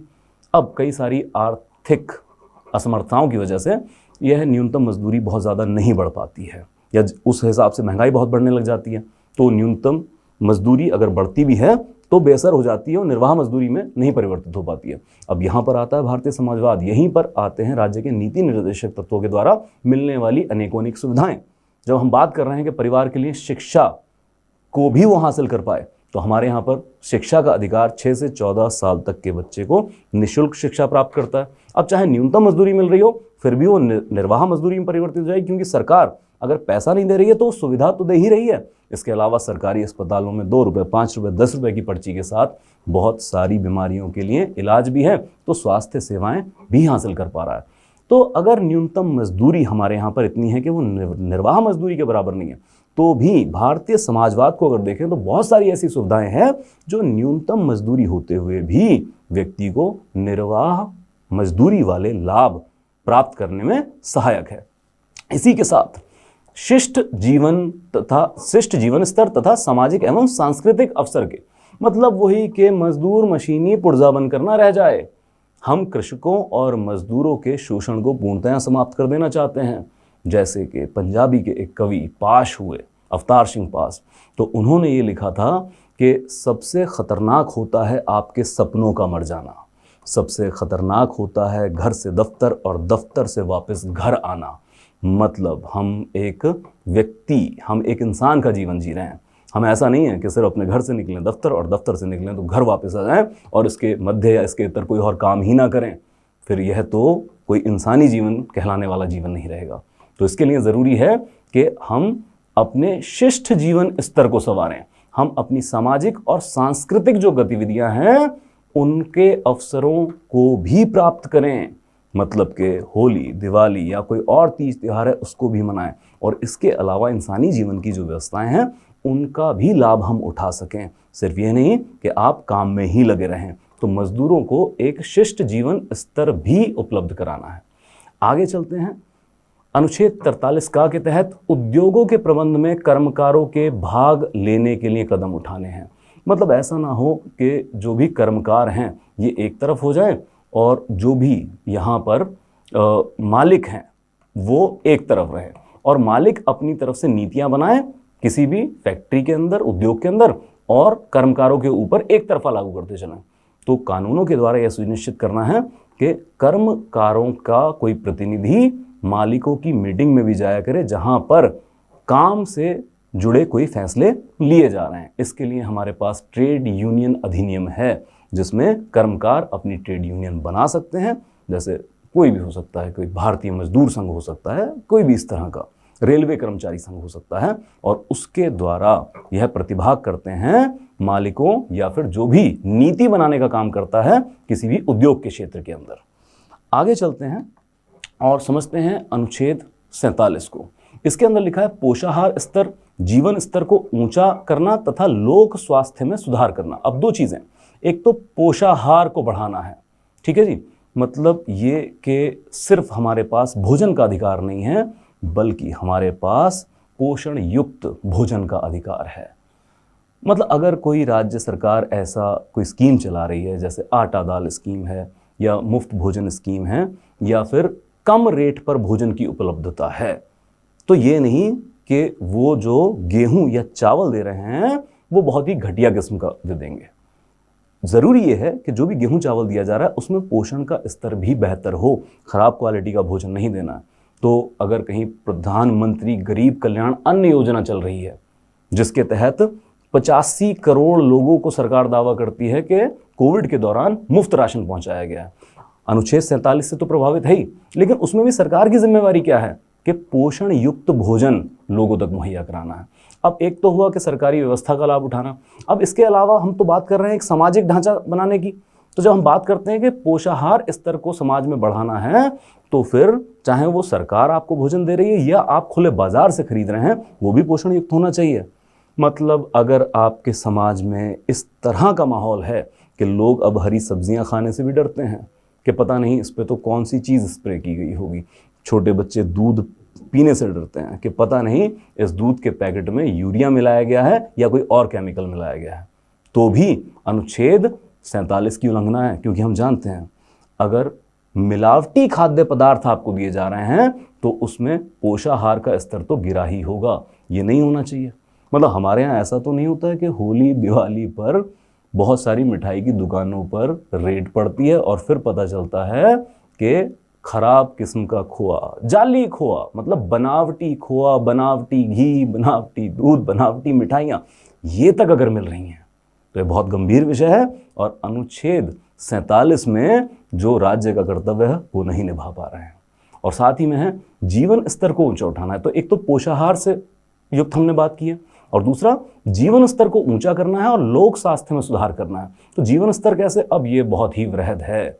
मतलब ये नहीं कि अगर सभी के हाथ में मोबाइल दे दिया गया है कि देखिए आज हर व्यक्ति, आज रिक्शा चालक भी मोबाइल पर बात करता है, आज सब इंटरनेट का फायदा उठा रहे हैं, तो लोगों का जीवन स्तर सुधर गया। भाई ये एक स्तंभ हो सकता है कि नई तकनीक का इस्तेमाल करना, बट इसके अलावा अगर हम देखें तो चाहे वह अच्छी शिक्षा हो, वह अच्छा स्वास्थ्य हो, या फिर जो रहने की जगह हैं वो साफ सुथरी हों, तो ऐसी संकल्पनाओं के साथ हम कह सकते हैं लोगों के जीवन स्तर को ऊंचा उठाने के लिए सरकार कार्यरत रहेगी। और साथ ही लोक स्वास्थ्य का सुधार करना है। मतलब इसके दावे के लिए वैसे तो आप देखें सरकारें हर बजट में ये दावा करती हैं कि हम इतने एम्स जैसे संस्थान खोलेंगे, हम इतने पीजीआई जैसे संस्थान खोलेंगे, इतने कैंसर अस्पताल खोलेंगे। अच्छी बात है, बहुत अच्छी बात है कि सरकारें स्वास्थ्य सुविधाएं उपलब्ध करा रही हैं लोगों को, परंतु यह एक दृष्टिकोण है। अगर आप संवैधानिक दृष्टि से देखें तो स्वास्थ्य का सुधार करना है, और बहुत सारे जो विशेषज्ञ हैं उनका ये मानना है कि अगर बहुत सारे अस्पताल खुल रहे हैं तो इसका मतलब लोगों का स्वास्थ्य खराब है। बहुत सारे लोग बीमार हैं तभी तो इतने ज़्यादा अस्पतालों की ज़रूरत पड़ रही है। और करना क्या है? लोगों को स्वास्थ्य में सुधार करना। मतलब ये एक ऐसी व्यवस्था है जहां लोग कम से कम बीमार पड़ें और कम से कम उनको अस्पताल जाने की ज़रूरत पड़े। परंतु जब आपके कई शहरों की हवा ही जहरीली हो जाएगी तो लोगों का स्वास्थ्य आप कहाँ से सुरक्षित लग पाएंगे? मैं कहना ये चाहता हूँ कि बहुत सारे बिंदुओं पर काम करना होगा जब हम राज्य के नीति निर्देशक तत्वों की आत्मा को समझते हैं। सिर्फ शब्दावली पर हम नहीं जाएंगे। आगे चलते हैं और देखते हैं गांधीवादी सिद्धांत। अब गांधीवादी कुल 6 सिद्धांत हैं, इनको आसानी से हम समझ लेंगे। सबसे पहले अनुच्छेद 40 और सबसे महत्वपूर्ण माने जाने वाला, इसमें कहा गया है कि ग्राम पंचायतों का गठन करना है और इन्हें आवश्यक शक्तियां प्रदान कर स्वयं सरकार की इकाई के रूप में कार्य करने की शक्ति प्रदान करना है। मतलब 2 चीजें हैं, एक तो ग्राम पंचायतों का गठन आप करेंगे और ना सिर्फ गठन करेंगे वरन इन पंचायतों को इतनी शक्तियां भी प्रदान करेंगे कि यह स्वयं सरकार की इकाई के रूप में कार्य कर सके। गांव के स्तर पर जितनी भी समस्याएं हैं उनको पंचायतें खुद सुलझा सकें। गांव के सामने जितनी चुनौतियां हैं उन चुनौतियों का हल ये गांव स्तर की पंचायत खुद में कर सकें। गांव के लोगों को विधायक साहब की कोठी के बाहर जी हजूरी करने की जरूरत ना पड़े। अब अगर हम इस अनुच्छेद के कार्यान्वयन की बात करें तो फिर बहुत अच्छी बात है कि 73वें संवैधानिक संशोधन के बाद, और कब? 1992 में, तो 73वें संवैधानिक संशोधन से पंचायतों को संवैधानिक सुरक्षा प्रदान की गई है, इनको संवैधानिक संस्था बना दिया गया है भारत के संविधान भाग 9 में। तो यह तो बहुत ही बड़ी उपलब्धि हासिल की है हमने कि चाहे कई साल बाद ही सही पर 1992 में हमने पंचायतों को संवैधानिक संस्था के तौर पर स्थापित कर दिया। अब हमारे यहाँ लोकतंत्र का यह स्तर है कि हम अपने गांव का पंच सरपंच से लेके प्रधानमंत्री तक खुद अपनी वोट से चुनते हैं। सड़क से संत तक सब जगह लोकतंत्र है। परंतु फिर दिक्कत क्या है? बहुत सारे जानकार ये कहते हैं कि पंचायती राज का सफ़र जो अनुच्छेद 40 से शुरू हुआ था आज भी 40 पे ही खड़ा है। 40 का आधा भाग तो राज्यों ने सुनिश्चित कर दिया कि पंचायतों का गठन कर दिया गया, वो भी संवैधानिक पंचायतों का। परंतु आज भी इतनी शक्तियां प्रदत्त नहीं की गई हैं पंचायतों को कि वह स्वयं सरकार की इकाई के तौर पे काम कर सके। शक्तिहीन पंचायतें हैं आज भी। अब ये कैसे हैं, तो जब हम भाग 9 पढ़ेंगे और पंचायतों का अध्ययन करेंगे तब इसको अच्छे से समझेंगे। आगे चलते हैं, अनुच्छेद 43। ग्रामीण क्षेत्र में कुटीर उद्योगों का व्यक्तिगत या सहकारी के आधार पर कुटीर उद्योगों को प्रोत्साहन देना है। मतलब कि यदि आपको मेक इन इंडिया चलाना है, आप चलाएं, बहुत अच्छी बात है। आपको निम्स बनाना है, आपको सेज बनाना है, ये सब भारत सरकार बनाए, बहुत अच्छी बात है। परंतु साथ में यह भी याद रहे कि कुटीर उद्योगों को भी बढ़ाना देना है, छोटे छोटे उद्योगों को। मतलब वही गांधी जी की सोच के स्वावलंबी बने, आर्थिक तौर पे भी स्वावलंबी बने, तभी वो चरखा चलाकर खुद अपना सूत काटने की, अपने कपड़े बनाने की, इस तरह की चीजें करते थे सामाजिक ढांचे को सुदृढ़ बनाने के लिए। तो यहां पर कहा गया है भाई कुटीर उद्योग होंगे जो जमीनी स्तर पर, ग्रामीण स्तर पर, शहरी स्तर पर लोगों को आर्थिक तौर पे स्वावलंबी बनाएंगे। छोटे छोटे उद्योग भी साथ में बढ़ावा दिया जाए, बल्कि छोटे छोटे उद्योग हों ताकि बड़े उद्योग जो भी अपना कच्चा माल खरीदते हैं वो छोटे उद्योगों से खरीदें। तो जो आपकी तरक्की का मॉडल है वो जमीन से भी जुड़ा हुआ हो। तो जैसे हम आगे पढ़ते हैं इसके अंतर्गत तो बहुत सारे ऐसे, तो इसका एक उदाहरण हो सकता है जैसे स्वयं सहायता समूह। स्वयं सहायता समूह, और खासकर नाबार्ड के द्वारा बैंकिंग सिस्टम से इसको जोड़ना, इनको सस्ते ब्याज दरों पर ऋण उपलब्ध कराना, और उसके बाद बहुत सारे गरीब आबादी में, जनजातीय इलाके में महिलाओं को रोजगार देना, बल्कि उनको उद्योगपति बना देना।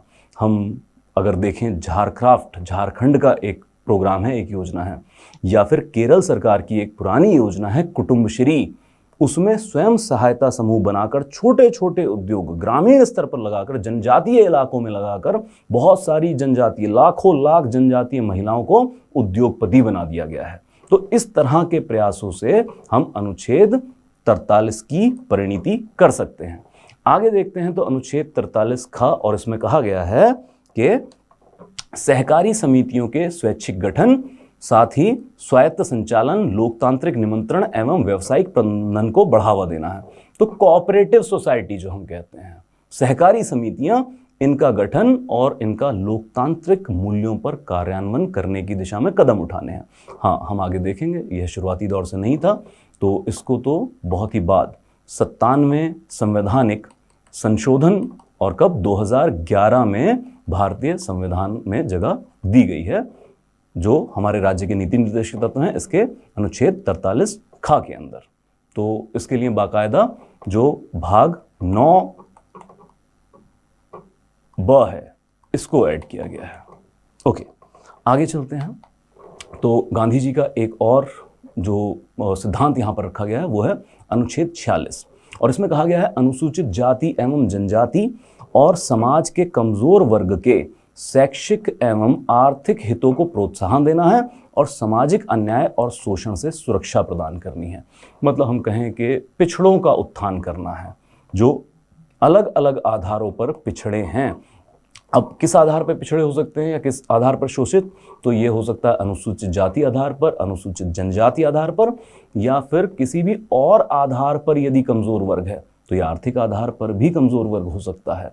तो ऐसे कमजोर वर्गों के लिए अलग अलग नीतियां आएंगी जिनसे इनके हितों का संरक्षण किया जा सके, इन वर्गों के हितों का संरक्षण किया जा सके। बहुत सारी नीतियां हैं, बहुत सारे कानून हैं, मौलिक अधिकार में भी हम कुछ पढ़ चुके हैं। यहाँ तक कि जब भारत सरकार ने संसद के अंदर 103 संवैधानिक संशोधन अधिनियम पेश किया था, किसके लिए? आर्थिक तौर पर पिछड़े लोगों के लिए जो 10% सीटें आरक्षित की गई हैं सरकारी नौकरियों में। तो हमारे उस वक्त के जो कानून मंत्री थे रविशंकर जी प्रसाद, उन्होंने महत्वपूर्ण तौर पर हवाला दिया था अनुच्छेद 46 का कि वो ये आरक्षण क्यों लेके आ रहे हैं। तो वो कहते हैं जी भारतीय संविधान के अनुच्छेद 46 में लिखा हुआ है कि कमजोर वर्गों के हितों के संरक्षण के लिए काम करना है, और ये जो हम आर्थिक तौर पर पिछड़ों के लिए आरक्षण लेके आ रहे हैं सरकारी नौकरियों के अंदर, यह अनुच्छेद 46 में जो स्वराज्य के कर्तव्य हैं उन्हीं के निर्वाह के लिए हम लेके आ रहे हैं।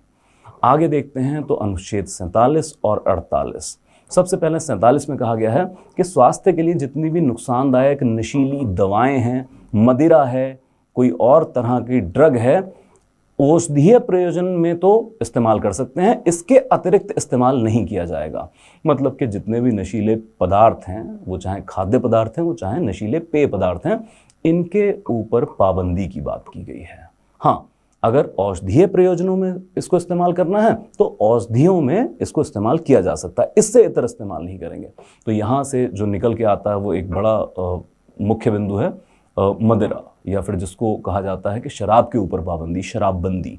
जैसे भारत के गुजरात जैसे राज्यों में, या फिर जो अभी विख्यात या कुविख्यात होता चला जा रहा है मदिरा के ऊपर पाबंदी से, क्योंकि वहाँ पर बहुत सारी मृत्यु हो जा रही हैं बिहार के अंदर। तो ऐसे जो बिंदु हैं वो अनुच्छेद 47 से ही आपको प्राप्त होते हैं। अब यहाँ पर बात क्या थी? तो बात ये थी कि गांधी जी का ये मानना था कि जो बहुत सारी सामाजिक कुसंगतियाँ हैं, इन कुसंगतियों के पीछे जो मूल कारण है वो है नशा। नशा ना सिर्फ एक व्यक्ति को, उसके परिवार को, बल्कि समाज को भी खोखला कर देता है। और बहुत सारी इसमें ना सिर्फ सामाजिक कुसंगतियां हैं, इसकी वजह से बहुत सारी आर्थिक विषमताएं भी पैदा होती हैं। मतलब उनका ये मानना कि देखिए होता क्या, और ये आज भी हमें बहुत हद तक दिख जाता है कि कोई मजदूर है किसी क्षेत्र के अंदर, अब अगर वो शराब का आदी है, किसी और नशे का आदी है, तो दोपहर तक उसने जितना काम किया उसके बदले में जितना मेहनताना मिला वो मेहनताना पकड़ा, वो घर नहीं जाएगा, वो किसी शराब के अड्डे पर या और किसी नशे की दुकान पर जाके नशा करेगा और सड़कों के किनारे पड़ा रहेगा। ये आज भी हमें बहुत आराम से दिख जाने वाली चीज़ है। तो बोले यार ये सब इसी के मूल में जो है ये नशा है, नशे को समाप्त करना है, हमारे समाज में नशे के लिए जगह नहीं होनी चाहिए।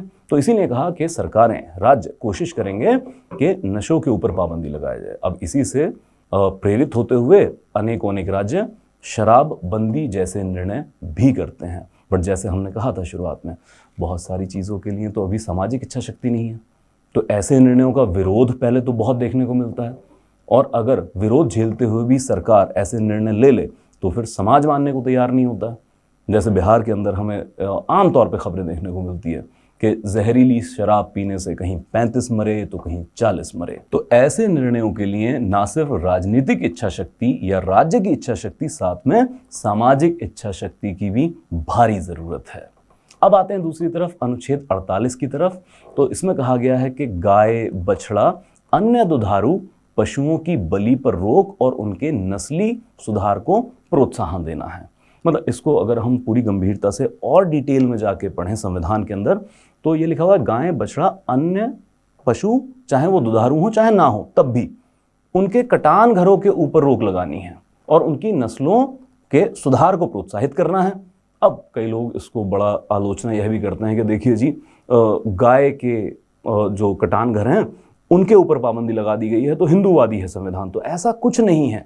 आप जरा इसको ढंग से पढ़ें तो देखेंगे ना सिर्फ गाय की जो बलि है या कटान है उसके ऊपर रोक लगाई जा रही है, बल्कि साथ में बछड़ा और अन्य दुधारू या अन्य पशुओं के ऊपर भी कटाई के ऊपर रोक लगाई जा रही है। इसके पीछे वजह वैज्ञानिक थी, सामाजिक भी थी। तो पहली बात तो ये क्लियर कर लें कि ना सिर्फ गाय की कटाई के ऊपर रोक लगेगी, बल्कि अगर आप देखें तो भैंस हो, चाहे भैंस का जो दूसरे रूप हो सकते हैं लिंग के आधार पर, उनकी कटाई के ऊपर भी रोक लगाई जा रही है। तो वजह ये थी कि अगर आज़ादी के बाद शुरुआती दशकों में देखें तो जो हमारा समाज और हमारी कृषि थी, ये दोनों निर्भर करते थे हमारे पशुधन के ऊपर। अब भाई शुरुआती दौर से ही थोड़ी सबके पास ट्रैक्टर हुआ करते थे, या शुरुआती दौर में ही थोड़ी नीम कोटेड यूरिया आ गया था जो आजकल दे रही है सरकार। तो शुरुआती दौर में यदि आपको खेत जोतना है तो आपको पशुओं की ज़रूरत है, वो हलों के साथ पशुओं से ही तो खेती हो रही है, जुताई हो रही है। इसके अलावा जब आपने फसल काटी और उसकी ढुलाई करके आपको मंडी तक लेके जाना है तो फिर पशुओं वाली गाड़ी पे आप लेके जा रहे हैं। यहाँ तक कि अगर आपको खेतों में उर्वरक डालना है तो जो पशुओं के गोबर से बना उर्वरक होता था उसी का इस्तेमाल किया जाता था। तो बहुत बड़े आधार पर आपकी जो कृषि व्यवस्था है ये आपके पशुधन के ऊपर टिकी है। और इसी के साथ जो समाज में एक तो गरीबी ज़्यादा थी और जो समाज का पौष्टिक आहार है वो भी बहुत हद तक पशुधन के ऊपर था। कि चलिए और कुछ नहीं मिल पा रहा है ग्रामीण समाज को खासकर, तो जो पशुओं से दूध आ रहा है, इसके बदले दही आ रहा है, मक्खन घी आ रहा है, वो पौष्टिक आहार तो मिल रहा है। तो सामाजिक ढांचा और आपका कृषिक ढांचा, ये दोनों कहीं ना कहीं आपके पशुधन पर टिके थे, और भारत में गरीबी ज़्यादा। अच्छा, दूसरा अगर हम पहलू देखें तो भारत में जो मांस खाने की परंपरा है ये बहुत ज़्यादा व्यापक स्तर पर नहीं है, और खासकर चौपाया पशु के मांस खाने की जो व्यवस्था है बहुत व्यापक नहीं है। मैं नहीं कह रहा हूँ कोई नहीं खाता, खाते हैं लोग, उनकी अपने मूल्य हैं और उसमें कोई बुराई नहीं है अगर हम मूल्य की दृष्टि से देखें तो, लेकिन बहुत व्यापक नहीं है। लेकिन हम जैसे ही अपने देश से बाहर निकलते हैं तो फिर आप देखें तो चारों तरफ चौपाया पशुओं को खाने की प्रवृत्ति तो बहुत ज़्यादा है। आप चाहे अरब चले जाइए, आप यूरोप चले जाइए, आप अमेरिका, लैटिन अमेरिका चले जाइए, या फिर आप चाइना की तरफ निकल जाइए, या फिर जितने भी बाकी इधर साउथ एशिया के, दक्षिण एशिया के देश हैं, यहाँ पर भी आपको ये प्रवृत्ति मिलेगी। तो कहीं ऐसा ना हो जाए जो भारत है ये मीट व्यापार की मंडी बन के रह जाए, हमारा सारा पशुधन कटान घरों से होते हुए हमारा ये सारा पशुधन यूरोप के नाश्ते की टेबलों पर पड़ा हो, ऐसा ना हो जाए। इसके लिए गांधी जी की जो सोच थी कि भाई पशुधन को बचा के रखना, उसको इसमें जगह दी गई है। मैं फिर से याद कराना चाहता हूँ, इसमें धार्मिक कुछ नहीं है, ये पूर्णतया वैज्ञानिक है। हालांकि कुछ लोग ये भी कहते हैं, हम आगे इसकी आलोचना की बात करेंगे, कि अनुच्छेद 47, 48 ये दोनों अब दकियानूसी सी बातें हैं, अब पुरानी हो चुकी हैं। आज के टाइम में ये कोई बहुत ज़्यादा मूल्य नहीं रखते हैं, परंतु आगे देखेंगे मूल्य रखते हैं या नहीं रखते हैं। ओके, आगे चलते हैं और अब समझते हैं उदार बौद्धिक सिद्धांतों को। अब उदार बौद्धिक सिद्धांत सबसे पहले अनुच्छेद 44, जिसमें बात की गई है कि भारत के समस्त राज्य क्षेत्र में नागरिकों को एक समान सिविल संहिता उनके ऊपर लागू की जाएगी। एक समान सिविल संहिता। अब देखिए, भारत में जो आपराधिक संहिता है ये सबके ऊपर समान रूप से लागू है। मैं कहना ये चाहता हूँ, चोरी चाहे कोई भी करे, चाहे हिंदू करे, चाहे मुसलमान करे, चाहे पारसी करे, सबके ऊपर भारतीय दंड संहिता ही लागू होती है, एक समान प्रक्रिया है। परंतु जब हम बात करते हैं अन्य सिविल कानूनों की, तो वहाँ पर एक समान नहीं है, बल्कि अलग अलग धर्मों के लिए उनकी धार्मिक परंपराओं के आधार पर संहिताएं उनके ऊपर लागू की जाती हैं। और जब हम सिविल संहिता की बात कर रहे हैं, जिसको अंग्रेजी में यूनिफॉर्म सिविल कोड कहा जाता है, तो इसके स्तंभ क्या क्या हैं? तो स्तंभ होंगे इसके जैसे कि विवाह, जैसे इसी में तलाक की व्यवस्था, और इसके बाद जीवन निर्वाह के लिए जो मुआवजा दिया जाता है, मेंटेनेंस जिसको कहते हैं। इसके अलावा बच्चों को गोद लेने वाले कानून, और साथ ही जब हम कहें तो जो खानदानी संपत्ति है, जब ये अगली पीढ़ी में जाती है, तो जो संपत्ति का हस्तांतरण है, जो संपत्ति का हस्तांतरण अगली पीढ़ी में होगा, तो इन 5 बिंदुओं पर अलग अलग धर्म के लोगों को अलग अलग कानूनों के द्वारा नियमित किया जाता है। जैसे उदाहरण के तौर पे हम बात कर लें तो विवाह के जो कानून हैं वो अलग अलग धर्मों के लिए अलग अलग हैं। जैसे हम बात करें, जो हिंदू विवाह अधिनियम है वह लागू होता है हिंदुओं पर, और साथ में बुद्ध, सिख और जैन के ऊपर भी, तो वहाँ पर विवाह के तौर तरीके अलग हैं। लेकिन इसके अलावा जो इस्लाम या ईसाइयों पर लागू होते हैं वो कानून अलग हैं। और इसका जो बहुत ही महत्वपूर्ण सा उदाहरण है कि जो हिंदू विवाह नीति है उसमें एक विवाह की ही अनुमति है, जबकि इस्लाम के अंदर 4 विवाह की अनुमति दी गई है। ऐसे ही खासकर तलाक की बात कर लें, जिसको लेकर तो बहुत हंगामा रहता है कि अगर हिंदू विवाह जो अधिनियम है इसके तहत यदि शादी की रजिस्ट्रेशन की गई है तो फिर तलाक लेने के लिए आपको न्यायालय जाना पड़ेगा, और इस अधिनियम में दिए गए आधारों पर ही तलाक मिल सकता है। ये नहीं कि अब मेरा इस व्यक्ति के साथ मन नहीं लगता है तो मुझे तलाक दे दीजिए। वहाँ पर आपको जो आधार दिए गए हैं कानून के अंदर, उनको केस में साबित करना पड़ेगा गवाह और सबूतों के साथ, तब जाकर तलाक होगा। और फिर इसके बाद जीवन निर्वाह के लिए कुछ ना कुछ आपको जो पति से पत्नी की तरफ दिया जाता है, तो आपको वो कोई ना कोई पैसे, जिसको हम मेंटेनेंस कहते हैं, वो चाहे महीना दर महीना हो या फिर एक बार में ही पूर्ण भुगतान कर दें, तो इस तरह का संबंध है। लेकिन अगर हम देखें, हम बात करें क्रिश्चियनिटी की, ईसाइयत की, तो ईसाइयत में जो तलाक के आधार हैं वो हिंदुओं में दिए गए तलाक के आधार से अलग होते हैं। तो तलाक के आधार ही अलग हैं। इसके अलावा अगर इस्लाम की तरफ आएँ तो यहाँ पर तो तलाक को लेकर काफ़ी चर्चा रही है और बहुत लंबे टाइम से रही है। काफ़ी विवादित विषय भी रहा है ये भारतीय समाज के अंदर। और एक तो इसमें कोर्ट जाने की कोई ज़रूरत नहीं होती, न्यायालय के बिना घर पर ही तलाक हो सकता है और फिर इसमें जीवन निर्वाह के लिए कोई भी मेंटेनेंस नहीं देना होता है। गोद लेने की बात करें तो सभी धर्मों के लिए अलग अलग कानून हैं। पारसियों के लिए तो देश में कोई कानून ही नहीं है कि जिसके थ्रू वो गोद ले सकें। इसके अलावा विदेशियों के लिए कोई कानून नहीं है और अलग अलग धर्मों में जो गोद लेने के कानून हैं ये अलग अलग हैं। मैं इस्लाम की बात करूं तो महिला स्वयं के नाम पर, एक इस्लामिक महिला स्वयं के नाम पर किसी बच्चे को गोद नहीं ले सकती है, उसको अपने घर के किसी मर्द के नाम पर ही बच्चे को गोद लेना होगा। इसी के साथ जब संपत्ति की बात करते हैं तो जो संपत्ति का हस्तांतरण होता है अगली पीढ़ी के अंदर, जो उत्तराधिकार के तौर पर संपत्ति ली जाती है, इसके भी नियम अलग अलग धर्मों में अलग अलग हैं। जैसे अगर हम हिंदू धर्म की बात कर लें, जो फिर से बुद्ध, सिख और जैन पे भी लागू होता है, 2005 से पहले यहाँ पर महिलाओं को संपत्ति का अधिकार ही नहीं था।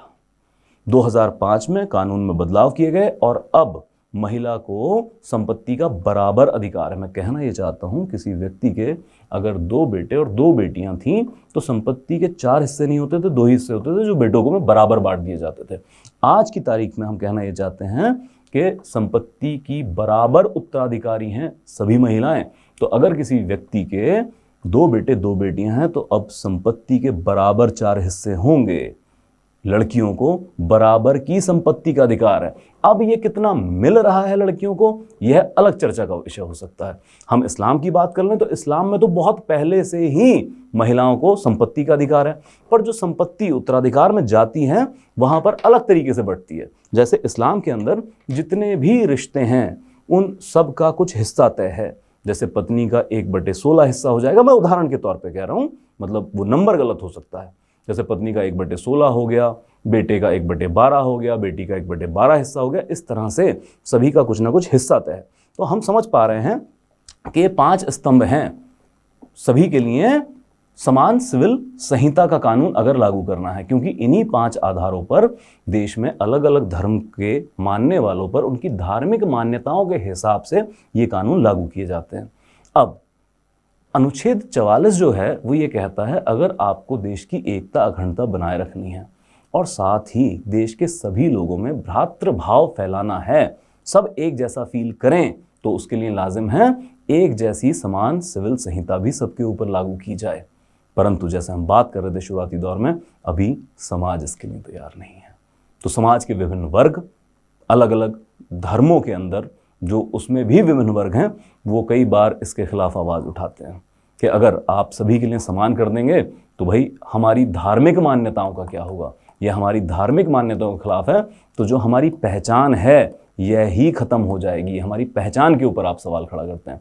तो बहुत सारे सामाजिक विरोध की वजह से ये लागू नहीं कर पा रहे हैं। जैसे मैं अगर नेहरू साहब का उदाहरण आपको दूं, तो नेहरू साहब के अंतिम दिनों में बीबीसी के एक पत्रकार ने एक इंटरव्यू लिया था और उनसे पूछा था, नेहरू साहब आपकी व्यक्तिगत उपलब्धि आप क्या मानते हैं एक प्रधानमंत्री के तौर पर।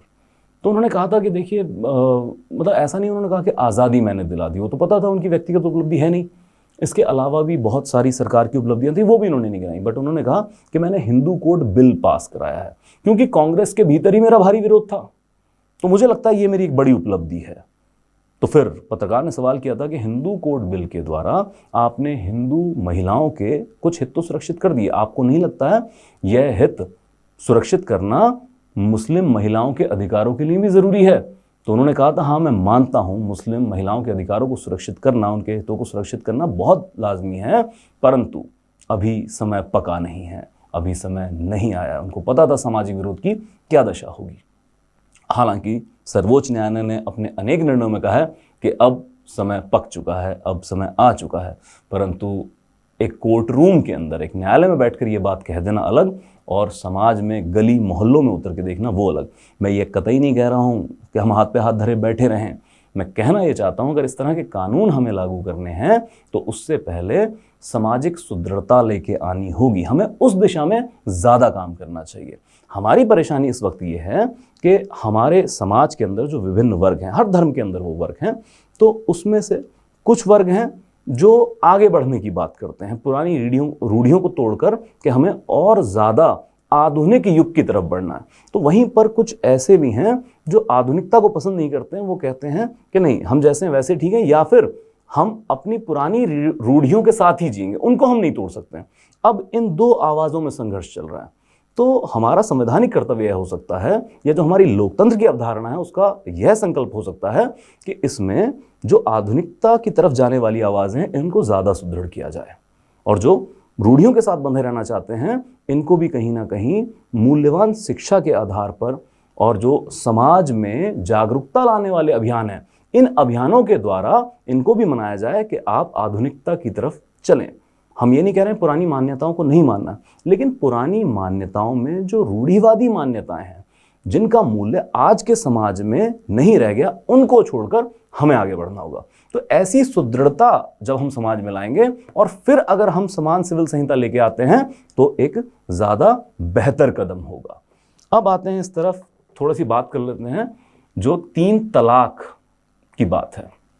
ठीक है जी, अब 3 तलाक को लेकर काफ़ी हंगामा, और इस पर सुप्रीम कोर्ट का निर्णय भी आ चुका है और भारत संसद के द्वारा कानून पास किया गया है कि 3 तलाक जो है अब वह एक आपराधिक कृत्य भी होगा। तो इसकी बस हमें जानकारी हासिल करनी होगी। यहाँ पर सबसे पहले समझें कि जो तलाक है इस्लाम के अंदर खासकर, तो एक तो 3 तरह के तलाक की बात की गई है। अच्छा, मैं यहाँ पर ये क्लियर कर दूँ और पूरे आदर भाव के साथ कि इस्लाम के अंदर विभिन्न समुदाय हैं, तो शिया हैं, सुन्नी हैं, हनाफी हैं, सलाफ़ी हैं, देवबंदी हैं, बरेलवी हैं, तो बहुत सारे ऐसे हैं। तो अलग अलग जो समुदाय हैं इस्लाम के भी अंदर, ये भी अलग अलग तलाक की मान्यताओं को मानते हैं। अलग तरीके से तलाक समुदायों के अंदर दिए जाते हैं। मुख्य तौर पर तलाक 3 प्रकार के, जैसे पहला हम कहते हैं कि तलाक, दूसरा इसके अंदर होता है खुला, और तीसरा मुबारत। अब हम इस बात पर बहस नहीं करेंगे कि सिर्फ 3 नहीं, बहुत तरह के हैं। हाँ, बहुत तरह के हैं, मुख्य तौर पर 3 तरह के हैं। ये हमारे जो पाठ्यक्रम है इसके उद्देश्य से 3 तरह के हैं। सबसे पहले तलाक की बात करें तो यह पति द्वारा दिया जाता है, इसका अधिकार पति के पास है। खुला यह पत्नी के पास है। और अगर मुबारत की बात करें तो यह आपसी सहमति से होने वाला तलाक है। ठीक है जी, तो आपसी सहमति आप समझ गए होंगे कि ठीक है, दोनों सहमत है, तलाक हो गया। खुला ये पत्नी पति को दे सकती है, पति पत्नी को नहीं देगा। तो पहला तो हम ये जो हमारा मिथ्या है कि इस्लाम में जो महिलाएं हैं इनको तलाक का अधिकार नहीं, ये ख़त्म कर लेंगे आज, तलाक का अधिकार है। अच्छा, फिर से कह दूं, सभी समुदाय नहीं फॉलो करते हैं, पर कुछ समुदाय में ये मान्यता है।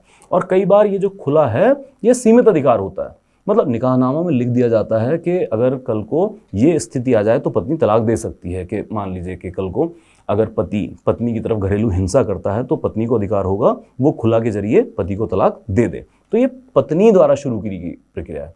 अब जो सबसे ज़्यादा समाज में प्रचलित है वो है तलाक, जो पति द्वारा दिया जाता है।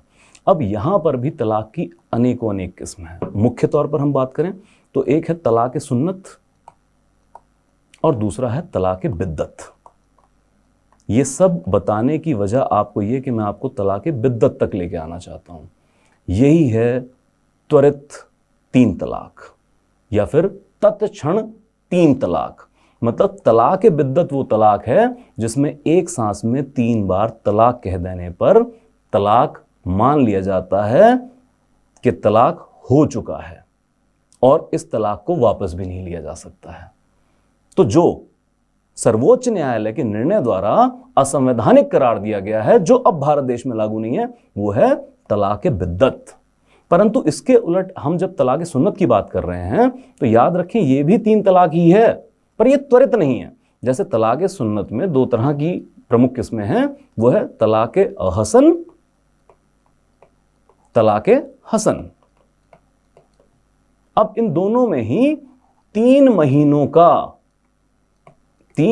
की एक प्रक्रिया अपनाई जाती है, लेकिन है 3 तलाक। अब 3 महीनों की क्या प्रक्रिया है कि मान लीजिए आज पहली तारीख को पति ने पत्नी को तलाक दिया, अब वो चाहे 10 बार तलाक बोल ले, उसकी गिनती एक ही होगी। अब 3 महीने का प्रोसेस चलेगा। अब थोड़ा थोड़ा फर्क है अहसन का हसन का, पर हम उतनी डिटेल में नहीं जाएंगे, हम सिर्फ समझने के लिए, इसकी परिकल्पना को समझने के लिए बात कर रहे हैं। तो अहसन हसन में क्या होगा कि भाई अब पहला तलाक हो गया, अब 1 महीने का इंतजार है, 1 महीने के बाद फिर दूसरा तलाक दिया जाएगा। फिर 2 महीने बाद तीसरा तलाक दिया जाएगा। तो दोनों में ही क्या है, 3 महीने की एक प्रक्रिया को फॉलो किया जाता है। अब इस 3 महीने में क्या किया जाता है, क्योंकि इसको वापस लिया जा सकता है, मतलब सबसे पहले पति पत्नी अपने आपसी मतभेद को भुलाने की कोशिश करें। खुद से अगर मतभेद नहीं सुलझाए जा रहे हैं तो परिवार के लोगों को शामिल किया जाए। परिवार के लोगों से भी नहीं सुलझाए जा रहे हैं तो किसी धर्मगुरु की सहायता ली जाए, शायद वो काजी साहब जिन्होंने निकाह पढ़ा था, या किसी मस्जिद के मौलवी साहब, उनसे सलाह लें कि इस्लाम की निगाह में तलाक के क्या मायने हैं, किन आधारों में तलाक लेना जायज़ है, किन आधारों में तलाक लेना नाजायज़ है। तो बहुत सारी ऐसी प्रक्रियाएं हैं जिससे तलाक को 3 महीने में रोकने की कोशिश की जाएगी, परंतु 3 महीने बाद भी यदि पति सहमत नहीं है तो तलाक मान लिया जाएगा। तो है यह भी, तलाक सुन्नत में है यह भी 3 तलाक, परंतु यह त्वरित 3 तलाक नहीं है, तत्क्षण नहीं माना जाता है। इसके उलट तलाक बिद्दत यह त्वरित 3 तलाक है, एक सांस में 3 तलाक और रिश्ता वहीं पर ख़त्म, और इसको चाहकर भी जो शौहर है वो वापस नहीं ले सकता है। ये तलाक हो गया तो इसको फाइनल और बाइंडिंग माना जाता है। अब इसी के सापेक्ष में केस हुए जिसमें शायरा बानो बेगम बनाम भारत संघ 2017 में सुप्रीम कोर्ट ने, सर्वोच्च न्यायालय ने इसको असंवैधानिक करार दे दिया, क्योंकि यह एक तरफा मर्जी से किया जा रहा है और इसमें पत्नी की कोई इच्छा पूछी ही नहीं जाती है। तो यह बहुत ज़्यादा विभेद करता है, प्रतिकार करता है जो भी औरतें हैं उनके हकों का। तो बोले ठीक है, ये अब लागू नहीं होगा। परंतु इसके बाद सरकार फिर एक कानून भी लेके आई, जैसे फिर से रविशंकर जी प्रसाद ने जब ये अधिनियम भारत की संसद में पेश किया था, जिसमें तलाक बिद्दत के लिए 3 साल की सज़ा है, 3 साल का कारावास है और साथ में जुर्माना भी लगाया जा सकता है। तो रविशंकर जी प्रसाद ने कहा कि सर्वोच्च न्यायालय के इस निर्णय के आने के बाद भी अनेकों थाने में शिकायतें आई हैं जहां लोग अपनी बीवी को तलाक बिद्दत दे के घर से निकाल रहे हैं। वो सर्वोच्च न्यायालय के निर्णय को मान ही नहीं रहे हैं कि जो हम फॉलो करते हैं वही करेंगे। तो फिर भाई इस निर्णय का भारतीय मुस्लिम महिलाएं क्या करें, अपने घर में किसी तख्ती पर फ्रेम करा के टांग दें, बस इतना ही महत्व है क्या? तो इसके लिए दंड का डर देना होगा। तो इसके लिए भारतीय संसद ने कानून पास किया है कि आज जो भी व्यक्ति अपनी पत्नी को, हम इस्लाम की बात कर रहे हैं, जो भी इस्लामिक पति अपनी पत्नी को तलाक बिद्दत देता है, तुरंत 3 तलाक देता है, तो उसको 3 साल तक का कारावास और साथ में जुर्माना भी हो सकता है। तो ये है हमारे तलाक की अवधारणा इस्लाम के अंदर। परंतु मैं फिर से आपको याद करा दूं, हम पढ़ रहे हैं समान सिविल संहिता, और समान सिविल संहिता सिर्फ इस्लाम, हिंदू, मुस्लिम या 3 तलाक तक सीमित नहीं है। इसके 5 स्तंभ, इसके जो 5 स्तंभ हैं, जिसमें विवाह, तलाक, फिर जीवनोपार्जन के लिए जो मेंटेनेंस दिया जाता है वो, बच्चों को गोद लेने की प्रक्रिया, और साथ ही संपत्ति के उत्तराधिकार से जो संबंधित कानून है, इन 5 स्तंभ के बारे में जब समान कानून लागू होंगे तब हम बात करेंगे कि एक समान सिविल संहिता भारत में है। आगे चलते हैं, समझते हैं अनुच्छेद 45 को, जिसमें कहा गया है सभी बालकों को 14 वर्ष की आयु पूरी करने तक निःशुल्क और अनिवार्य शिक्षा देना। अब ये तो हमने 21A में भी पढ़ा था, जो 21 का है अनुच्छेद मौलिक अधिकारों का, हमने उसके अंदर भी पढ़ा था। अब यहाँ पर फिर क्या बात, तो देखिए एक तो ये पुराना अनुच्छेद है, मतलब ये जो हमारा मूल संविधान था उसमें लिखा हुआ था कि 14 वर्ष तक की आयु के बच्चों को आपने निःशुल्क और अनिवार्य शिक्षा देना है। 86वें संवैधानिक संशोधन के बाद हमने इसको 21 में मौलिक अधिकार बना दिया। तो फिर उसी 86वें संवैधानिक संशोधन के द्वारा इसकी भाषा को बदल दिया गया। तो इसको बदल दिया गया है। आज यहां पर लिखा हुआ है कि सरकार का यह कर्तव्य है कि बच्चों को, छोटे बच्चों को एक तो संरक्षण दे और साथ ही उनको मूल शिक्षा का अधिकार दे। और जब हम छोटे बच्चों की बात कर रहे हैं तो यहाँ पर अब बात की गई है बिल्कुल पैदा हुए बच्चे से लेकर 6 वर्ष तक, मतलब यूँ बात कर लें 6 वर्ष तक की उम्र के बच्चों को संरक्षण भी देना है और साथ में शिक्षा का अधिकार भी देना है। तो ये अब 6 से 14 मूल कर्तव्य और 6 से कम वर्ष तक के बच्चों का संरक्षण करना, उनको बाकी सुविधाएं देना और साथ कर शिक्षा की सुविधा देना, अब अनुच्छेद 45 में जो हमारी राज्य है उसका यह कर्तव्य बना दिया गया है। आगे देखते हैं अनुच्छेद 48, और इसमें बात की गई कृषि और पशुपालन को आधुनिक और वैज्ञानिक प्रणाली से लागू करना। मतलब चाहे वो कृषि हो चाहे पशुपालन हो, इनको वैज्ञानिक और आधुनिक प्रणाली से लागू करना है। तो यह उदार बौद्धिक सिद्धांत है, पश्चिम के उदारवाद से प्रेरित होकर हमने रखा है। इसके लिए बहुत सारी स्कीम्स है। आप पूरी की पूरी हरित क्रांति पढ़ लें तो हरित क्रांति में जो जादुई बीज लाए गए थे जिनको HYV सीड्स कहा जाता था, हाई यील्ड वैरायटी सीड्स, इसके अलावा ट्रैक्टर, टीलर, कंप्यूटर मंजा, जितनी भी ऐसी चीज़ें आईं वो सब कहीं ना कहीं कृषि को आधुनिक और वैज्ञानिक प्रणाली से विकसित करने के लिए आई। आज हम देखते हैं कि हर खेत को पानी योजना हो, प्रधानमंत्री का किसान मानदेय योजना हो, तो ये सारी योजनाएं कहीं ना कहीं कृषि को आधुनिकता की तरफ ले जाने के लिए लगी हुई हैं। इसी के अलावा एक बहुत अच्छी योजना है सॉइल हेल्थ कार्ड, भूमि की या मिट्टी की जांच कराने के लिए। हर जिले के अंदर कोई कृषि या खेतीबाड़ी केंद्र खोले गए हैं। आप अपने खेत की मिट्टी उठाएं, वहाँ जांच के लिए ले जाएं। वो जांच करके आपको बताएंगे कि आपके खेत की मिट्टी में कितनी नमी है, तो कितने पानी की ज़रूरत है, कितने सिंचाई की ज़रूरत है। जो यहाँ का अनुकूल वातावरण है उस वातावरण में किस तरह की खेती अनुकूलित रूप से की जा सकती है। इसके अलावा आपको कौन से उर्वरक इस मिट्टी में ज़्यादा डालने होंगे। ऐसे नहीं कि यूरिया उठाया और सारे खेत में आप बखेरते फिर रहे हैं। तो फिर आधुनिक और वैज्ञानिक प्रणाली से उर्वरकों के इस्तेमाल के लिए भी आप अपनी मिट्टी की जांच अपने खेतीबाड़ी केंद्रों के अंदर करा सकते हैं। इसके अलावा जब हम पशुपालन की बात करते हैं तो हर जिले में पशुओं से संबंधित पशु प्रजनन केंद्र खोले जा चुके हैं, जहां पर अच्छे नस्लों के पशुओं को तैयार किया जा रहा है। तो हम कहीं जर्सी गाय देखते हैं या फिर हरियाणा का काला सोना कही जाने वाली मुर्रा नस्ल की भैंसों की हम बात करते हैं, तो ऐसी जितनी भी नस्लें हैं इनको और प्रोत्साहित किया जा रहा है किसी ना किसी सरकारी नीति के द्वारा। आगे चलते हैं और समझते हैं 48 का बहुत ही महत्वपूर्ण नीति निर्देशक तत्व, ये भी 42वें संवैधानिक संशोधन 1976 द्वारा भारतीय संविधान में जोड़ा गया था। यह कहता है कि पर्यावरण का संरक्षण करना है तथा संवर्धन और वन तथा वन्य जीवों की रक्षा करनी है। पहली बार दुनिया को जब ये पता चला कि हमारे पर्यावरण के साथ कोई अनचाही घटना घट रही है तो साल था 1971, जब स्टॉकहोम कॉन्फ्रेंस की गई, सारी दुनिया के देश इकट्ठे हुए कि पर्यावरण में कुछ तो गड़बड़ है। तो पता चला कि औद्योगिक क्रांति के नाम पर और तरक्की के नाम पर आपने जितना कोयला, जितना डीजल फूंक दिया है उससे पर्यावरण बहुत बुरी तरह से प्रभावित हुआ है। तो सब देशों के लिए कहा गया कि पर्यावरण को सुधारने के लिए कुछ करें। इंदिरा गांधी जी उस स्टॉकहोम कॉन्फ्रेंस में एक अविस्मरणीय भाषण भी देकर आई थी, जहां पर उन्होंने पर्यावरण के संवर्धन को गरीबी से जोड़ा था कि गरीब व्यक्ति को परवाह नहीं होती आपके जंगलों के संवर्धन की, उसको परवाह नहीं है कोयले के फूंकने की, वो अपने पेट की आग को बुझाना चाहता है। अगर आप पर्यावरण का संरक्षण और संवर्धन करना चाहते हैं तो फिर आपको गरीबी उन्मूलन करना पड़ेगा। आप गरीब को सुरक्षित कर दीजिए, वो पर्यावरण का ध्यान रख लेगा। और वापस आती हैं तो भारतीय संसद में अलग अलग कानून भी पास होते हैं और भारतीय संविधान के राज्य के नीति निर्देशक तत्वों में सभी राज्यों के लिए, चाहे वो राज्य सरकारें हों चाहे केंद्र सरकारें हों, उनके लिए एक कर्तव्य निर्धारित किया जाता है कि पर्यावरण का संरक्षण, संवर्धन और वनों तथा वन्य जीवों की रक्षा करनी है। इसके लिए बहुत सारे कानून हैं, जैसे वन्य संरक्षण अधिनियम है और कहीं नेशनल पार्क तो कहीं सेंचुरी जैसी व्यवस्थाएं हैं जिसके थ्रू हम अनुच्छेद के 48 का को लागू करते हैं। फिर हम आते हैं अनुच्छेद 49 के ऊपर, जिसमें बात की गई है कि राष्ट्रीय महत्व वाले घोषित किए गए कलात्मक या ऐतिहासिक अभिरुचि वाले संस्मरकों या स्थान या वस्तु का संरक्षण करना है। मतलब जितनी भी ऐतिहासिक महत्व की या फिर राष्ट्रीय महत्व की जगहें हमारे पास हैं, सरकार को अनेक विधियों द्वारा, कानूनों द्वारा उनका संवर्धन करना है।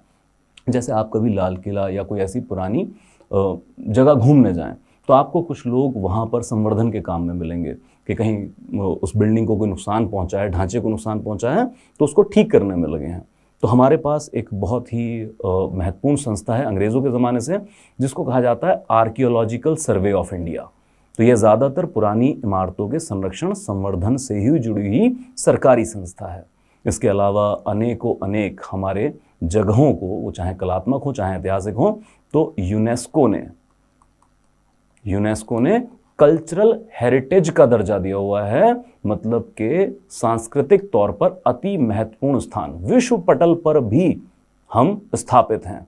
तो ऐसे बहुत सारे प्रयासों के द्वारा सरकार की, राज्य की यह ड्यूटी है, यह कर्तव्य है कि पुराने जितने भी कलात्मक या ऐतिहासिक अभिरुचि वाले स्मारक हैं, संस्मारक हैं, उनका संरक्षण हमें करना चाहिए। साथ ही आते हैं तो अनुच्छेद 50 पर। अब यह बहुत बहुत महत्वपूर्ण है, क्योंकि आगे जब हम न्यायपालिका और न्यायपालिका का पारस्परिक संबंध अपनी कार्यपालिका से, जो मंत्रिमंडल है, उससे पढ़ेंगे, या फिर जब हम देखेंगे कि आज के टाइम में जो एक बड़ी बहस है कि न्यायालयों में, खासकर उच्च न्यायालयों में जो न्यायाधीश हैं उनको किस तरीके से हम अपॉइंट करते हैं, इसके लिए जो कॉलेजियम व्यवस्था चली आ रही है, इसको खारिज करके नई व्यवस्था बनानी है या फिर इसी में सुधार करने हैं, ये जो एक बड़ी बहस है उससे भी संबंधित है। या फिर तब जब सर्वोच्च न्यायालय निर्णय लेता है कि जो भी भारत का मुख्य निर्वाचन आयोग है उसके अंदर जब नियुक्तियां की जाएंगी तो जो एक पैनल बनेगा जो इन नियुक्तियों को हरी झंडी देगा, उसमें भारत के मुख्य न्यायाधीश भी शामिल होंगे। जब ऐसे निर्णय लिए जाते हैं तब किन चीज़ों का ध्यान रखना है, तो अनुच्छेद 50 जरूर याद रखें कि अनुच्छेद 50 ये कहता है कि राज्य की लोक सेवाओं में जब भी कोई ऐसा लोक सेवा, कोई सरकारी काम है, तो याद रखें न्यायपालिका और कार्यपालिका को पृथक करना है। मतलब न्यायपालिका और कार्यपालिका आपस में जो है मिक्स वो नहीं होंगे, अलग अलग रहेंगे, पृथक रहते हुए काम करेंगे। तो एक तो आपस में मिक्स नहीं होंगे और दूसरा एक दूसरे के कामों में भी ये दखल नहीं देंगे। तो इसको थोड़ा याद रखेंगे, पहले तो कौन सा अनुच्छेद है जिसमें न्यायपालिका और कार्यपालिका को पृथक करने का आह्वान किया गया है, और फिर जब हम न्यायपालिका पढ़ रहे होंगे, कार्यपालिका पढ़ रहे होंगे, तो फिर ऐसी चीज़ों का जहां पर इनका आपस में टकराव आता है वहां पर इस अनुच्छेद को दोबारा से याद करेंगे। आगे देखते हैं अंतिम अनुच्छेद राज्य के नीति निर्देशक तत्वों के अंदर, और वो है अनुच्छेद 51, जिसमें लिखा गया है कि भारत राज्य यह कोशिश करेगा, यह प्रयत्न करेगा कि अंतर्राष्ट्रीय शांति और सुरक्षा की अभिवृद्धि हो, साथ ही राष्ट्रों के बीच न्यायपूर्ण और सम्मानपूर्ण संबंध बने रहें, साथ ही अंतर्राष्ट्रीय विधि और संधि बाध्यताओं के प्रति आदर हम बढ़ाएंगे, और कभी भी अगर अंतर्राष्ट्रीय विवाद होता है तो हम मध्यस्थता के द्वारा उसका निपटारा करने की कोशिश करेंगे, उसको प्रोत्साहन देंगे, युद्ध का मार्ग नहीं चुनेंगे। मतलब कि इस अनुच्छेद के द्वारा भारत और भारतीय संविधान यह बताना चाहता है कि भारत अंतर्राष्ट्रीय स्तर पर एक जिम्मेवार देश के तौर पर उभरेगा। अगर पूरे संविधान में हम अंतर्राष्ट्रीय बात के लिए झलक पाना चाहें तो हम 51 अनुच्छेद की ओर देख सकते हैं। तो पहले हम कोशिश करेंगे कि अंतर्राष्ट्रीय शांति और सुरक्षा बनी रहे और ये सुदृढ़ रहे।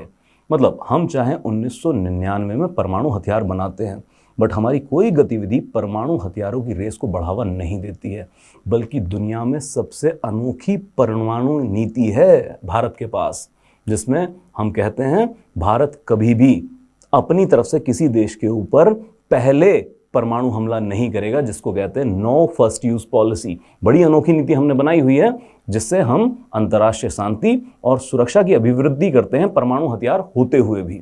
और इसके अलावा किसी दूसरे देश के ऊपर आक्रमण तो भारत ने कभी करने की सोची भी नहीं है। इसके अलावा राष्ट्रों के बीच न्यायपूर्ण और सम्मानपूर्ण संबंध रहेंगे। अब चाहे देश छोटा हो या बड़ा हो, वो आर्थिक तौर पर बहुत बड़ा या छोटा देश है, हम सभी का सम्मान, सभी की संप्रभुता का बराबर सम्मान करेंगे।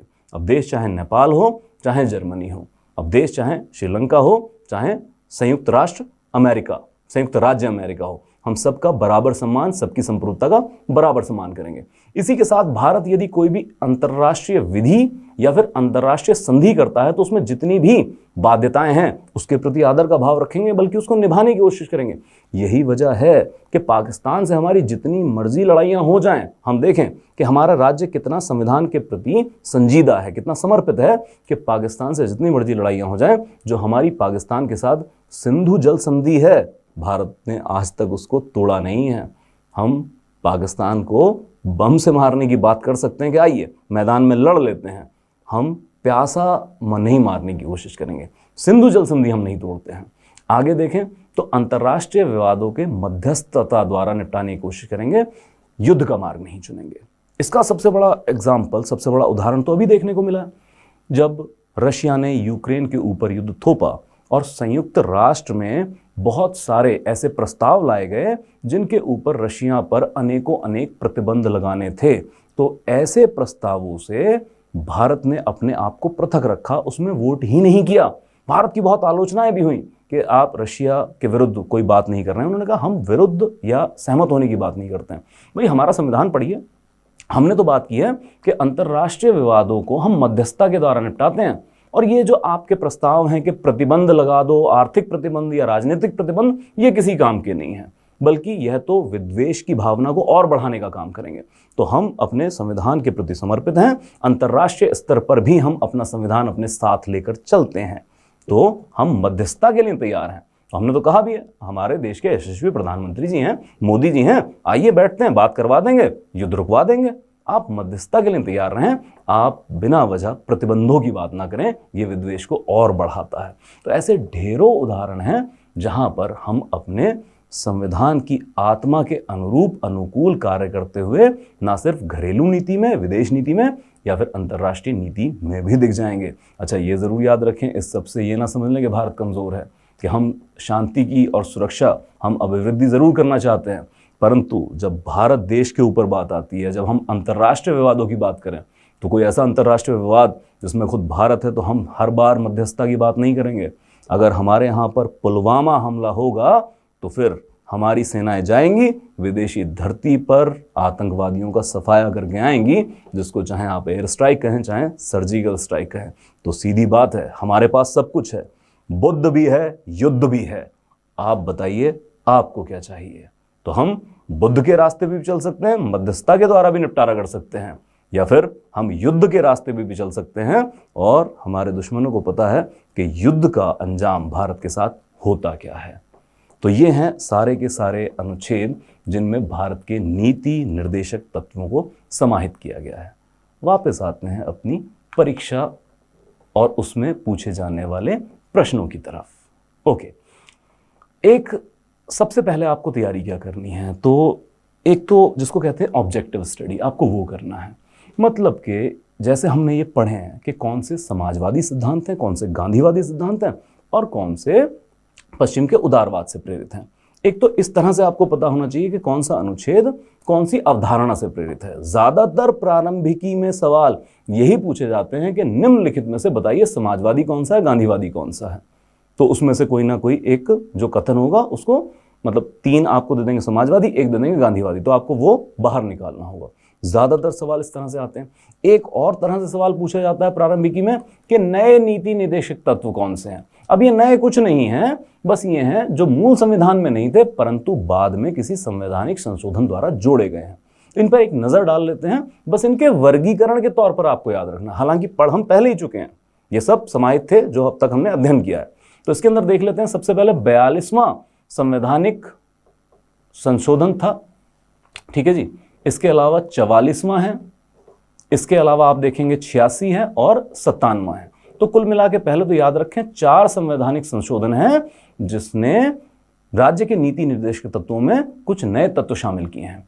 इसमें आप देखें तो अनुच्छेद 39 जिसमें लिखा था बच्चों के स्वास्थ्य विकास के लिए अवसरों को सुनिश्चित करना है, सुरक्षित करना है।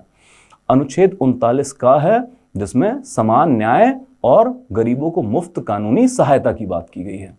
साथ ही 43 का है जिसमें उद्योगों के प्रबंधन में बात की गई है श्रमिकों के भागीदारी को सुनिश्चित करने की। और साथ ही है 48 का, ये बहुत महत्वपूर्ण है और इसको याद रखिएगा।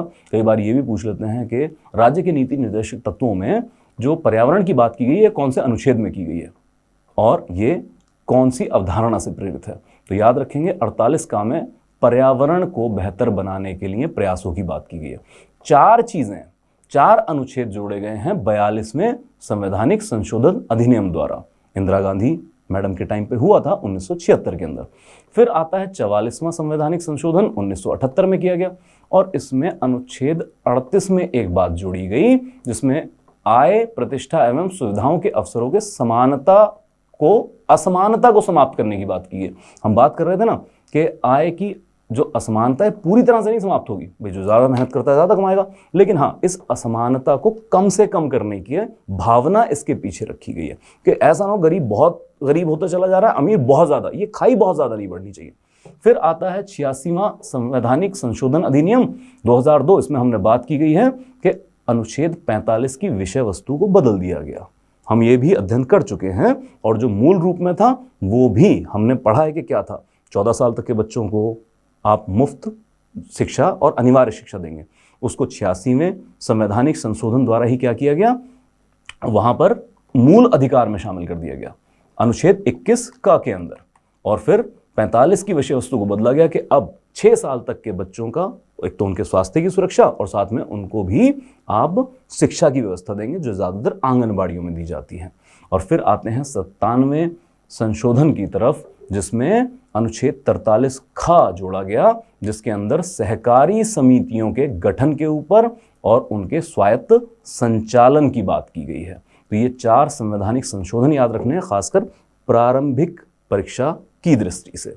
तो एक तो गांधीवाद कौन सा, इसके अलावा समाजवादी सिद्धांत पे कौन सा है, उदारवादी सिद्धांत पे कौन सा है, और अब नए कौन से हैं, मतलब संवैधानिक संशोधन के बाद कौन से जोड़े गए। इस तरह की चीज़ों के ऊपर हम आएंगे।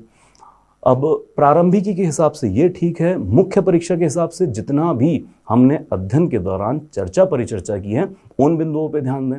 आप अपनी तरफ से भी उदाहरण ला सकते हैं कि कौन से ऐसे राज्य के नीति निर्देशक तत्व हैं जिनके लिए सरकार ने कोई कानून या कोई स्कीम लागू की है। अब आते हैं इस तरफ कि ये सब पढ़ने के बाद मेरा ख्याल है अब आपको ये एहसास तो हो ही चुका होगा कि अगर हम मूल रूप में देखें, अगर हम राज्य के नीति निर्देशक तत्वों के मूल स्वभाव को देखें तो यह भी लोगों के अधिकार ही हैं। परंतु याद रखें, यह उस वक्त की असमर्थता थी। जब हम आज़ाद हो रहे हैं तो राज्य के पास इतने स्रोत नहीं हैं, इतनी शायद आर्थिक क्षमता, राजनीतिक या फिर सामाजिक क्षमता नहीं है कि इनको तुरंत लागू किया जा सके। तो कहा गया भविष्य में जैसे जैसे आर्थिक क्षमता, राजनीतिक क्षमता और सामाजिक इच्छा शक्ति मजबूत होगी, वैसे वैसे समय समय पर सरकारें इन सारे निर्देशक तत्वों को अलग अलग नीति द्वारा लोगों को स्थापित करते चले जाएंगे, लोगों को प्रदान करते चले जाएंगे। तो असल में यह भी याद रखें, मूल रूप से यह भी लोगों के अधिकार हैं, बस उस वक्त क्योंकि प्रदान नहीं कर सकते थे तो नीति निर्देशक तत्वों में रख दिया गया। अब इसका काफ़ी सारी आलोचनाएं भी हैं हल्के तौर पर। हालांकि आलोचना क्या है कि उस वक्त की असमर्थताओं से ही उपजी हैं, परंतु इसमें अगर हम आलोचना की बात कर लें तो एक तो जैसे खुद हमारे जो संविधान सभा थी, इसी के एक मानयोग सदस्य थे केटी शाह। तो उनका एक बहुत विख्यात वक्तव्य है और ये कई बार प्रारंभिक परीक्षा में पूछ लिया जाता कि किसने ऐसा कहा था। तो उन्होंने कहा था कि ये जो आपके नीति निर्देशक तत्व हैं या हमारे नीति निर्देशक तत्व हैं वो भी तो सदस्य ही थे। अब ये क्योंकि न्यायोचित नहीं है, गैर न्यायोचित हैं, तो उन्होंने कहा था ये तो एक ऐसे चेक के समान है जो बैंक में जमा आपने कर दिया है, परंतु इस चेक के कैश होने की संभावना इस बात पर है कि आपके बैंक के आर्थिक संसाधन कितने हैं। मतलब अगर राज्य के आर्थिक संसाधन बढ़ेंगे तभी ये सुविधाएं आपको मिल पाएंगी। तो एक बैंक चेक से तुलना किसने की? केटी शाह साहब ने की है। अब कुछ लोग यह भी कहते हैं कि तर्कहीन है, मतलब तर्कहीन तरीके से पिरोए गए हैं। इनको कोई सूचीबद्ध बहुत ही सही तरीके से नहीं, मतलब जैसे हमने अभी पढ़ा है फिर भी हमने समाजवाद से प्रेरित एक जगह पढ़ लिए, गांधीवाद से प्रेरित एक जगह पढ़ लिए, पश्चिम उदारवाद एक जगह कर लिया। ऐसा वर्गीकरण आपको कहीं पर भी संविधान के भाग 4 में नहीं मिलेगा। तो कहीं कोई अनुच्छेद तो कहीं कोई अनुच्छेद डाल दिया है, कोई आपस में सामंजस्य स्थापित होता नहीं दिखता है। और साथ ही 2 और आलोचनाएं, एक ये कि रूढ़िवादी हैं, बहुत सारे जो नीति निर्देशन हैं ये औपनिवेशिकवाद की सोच की देन है, जो उसके खतरे थे उसकी देन है। आज के समय में बहुत ज़्यादा इसका महत्व नहीं रह गया। एक आलोचना ज़रूर है पर ऐसा नहीं है कि महत्व नहीं है। आज भी भारतीय समाज में इसकी गहन महत्ता है, परंतु कुछ चीज़ें, अच्छा इसमें भी हम क्या कर सकते हैं, हम आज के समाज, आज के युग के द्वारा अपनी प्राथमिकताओं को देखते हुए इन नीति निर्देशक तत्वों को लागू करने की मांग कर सकते हैं, राज्य लागू कर सकते हैं। जैसे कुछ लोग कहते हैं कि शराबबंदी भाई आज के युग में कोई बहुत ज़्यादा महत्व नहीं रखती है, और ख़ासकर जब हम एक खुले समाज की स्थापना करने का विचार कर रहे हों, जहाँ पर हर व्यक्ति स्वतंत्र तौर पर जी सके, अपने अच्छे बुरे का उसको खुद पता हो। तो भाई आप ऐसा करें, आप ये ना करें शराबबंदी के लिए नीतियाँ बनाएं, आप शिक्षा के लिए नीतियाँ बनाइए।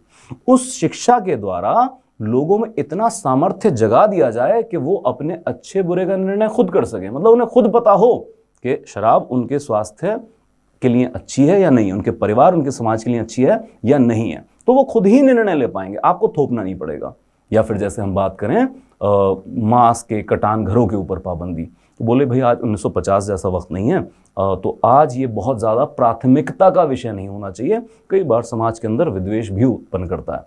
तो इन राज्य के नीति निर्देशक तत्वों जो बहुत वृहद स्तर पर है, जो समाज में सामाजिक और आर्थिक लोकतंत्र की स्थापना करते हैं, आज की सरकारों को जरूरी है कि वो अपनी प्राथमिकताएं चुने और जो उनको प्राथमिक लगता है उसके ऊपर ज्यादा ध्यान दें, बाकी के ऊपर वो कम ध्यान भी दे सकते हैं। या फिर समाज को सुदृढ़ किया जा सकता है कि वो क्या चाहते हैं इन सारी चीजों के बारे में जो प्राथमिकताओं में अनेकों क्रमांक पर आती हैं।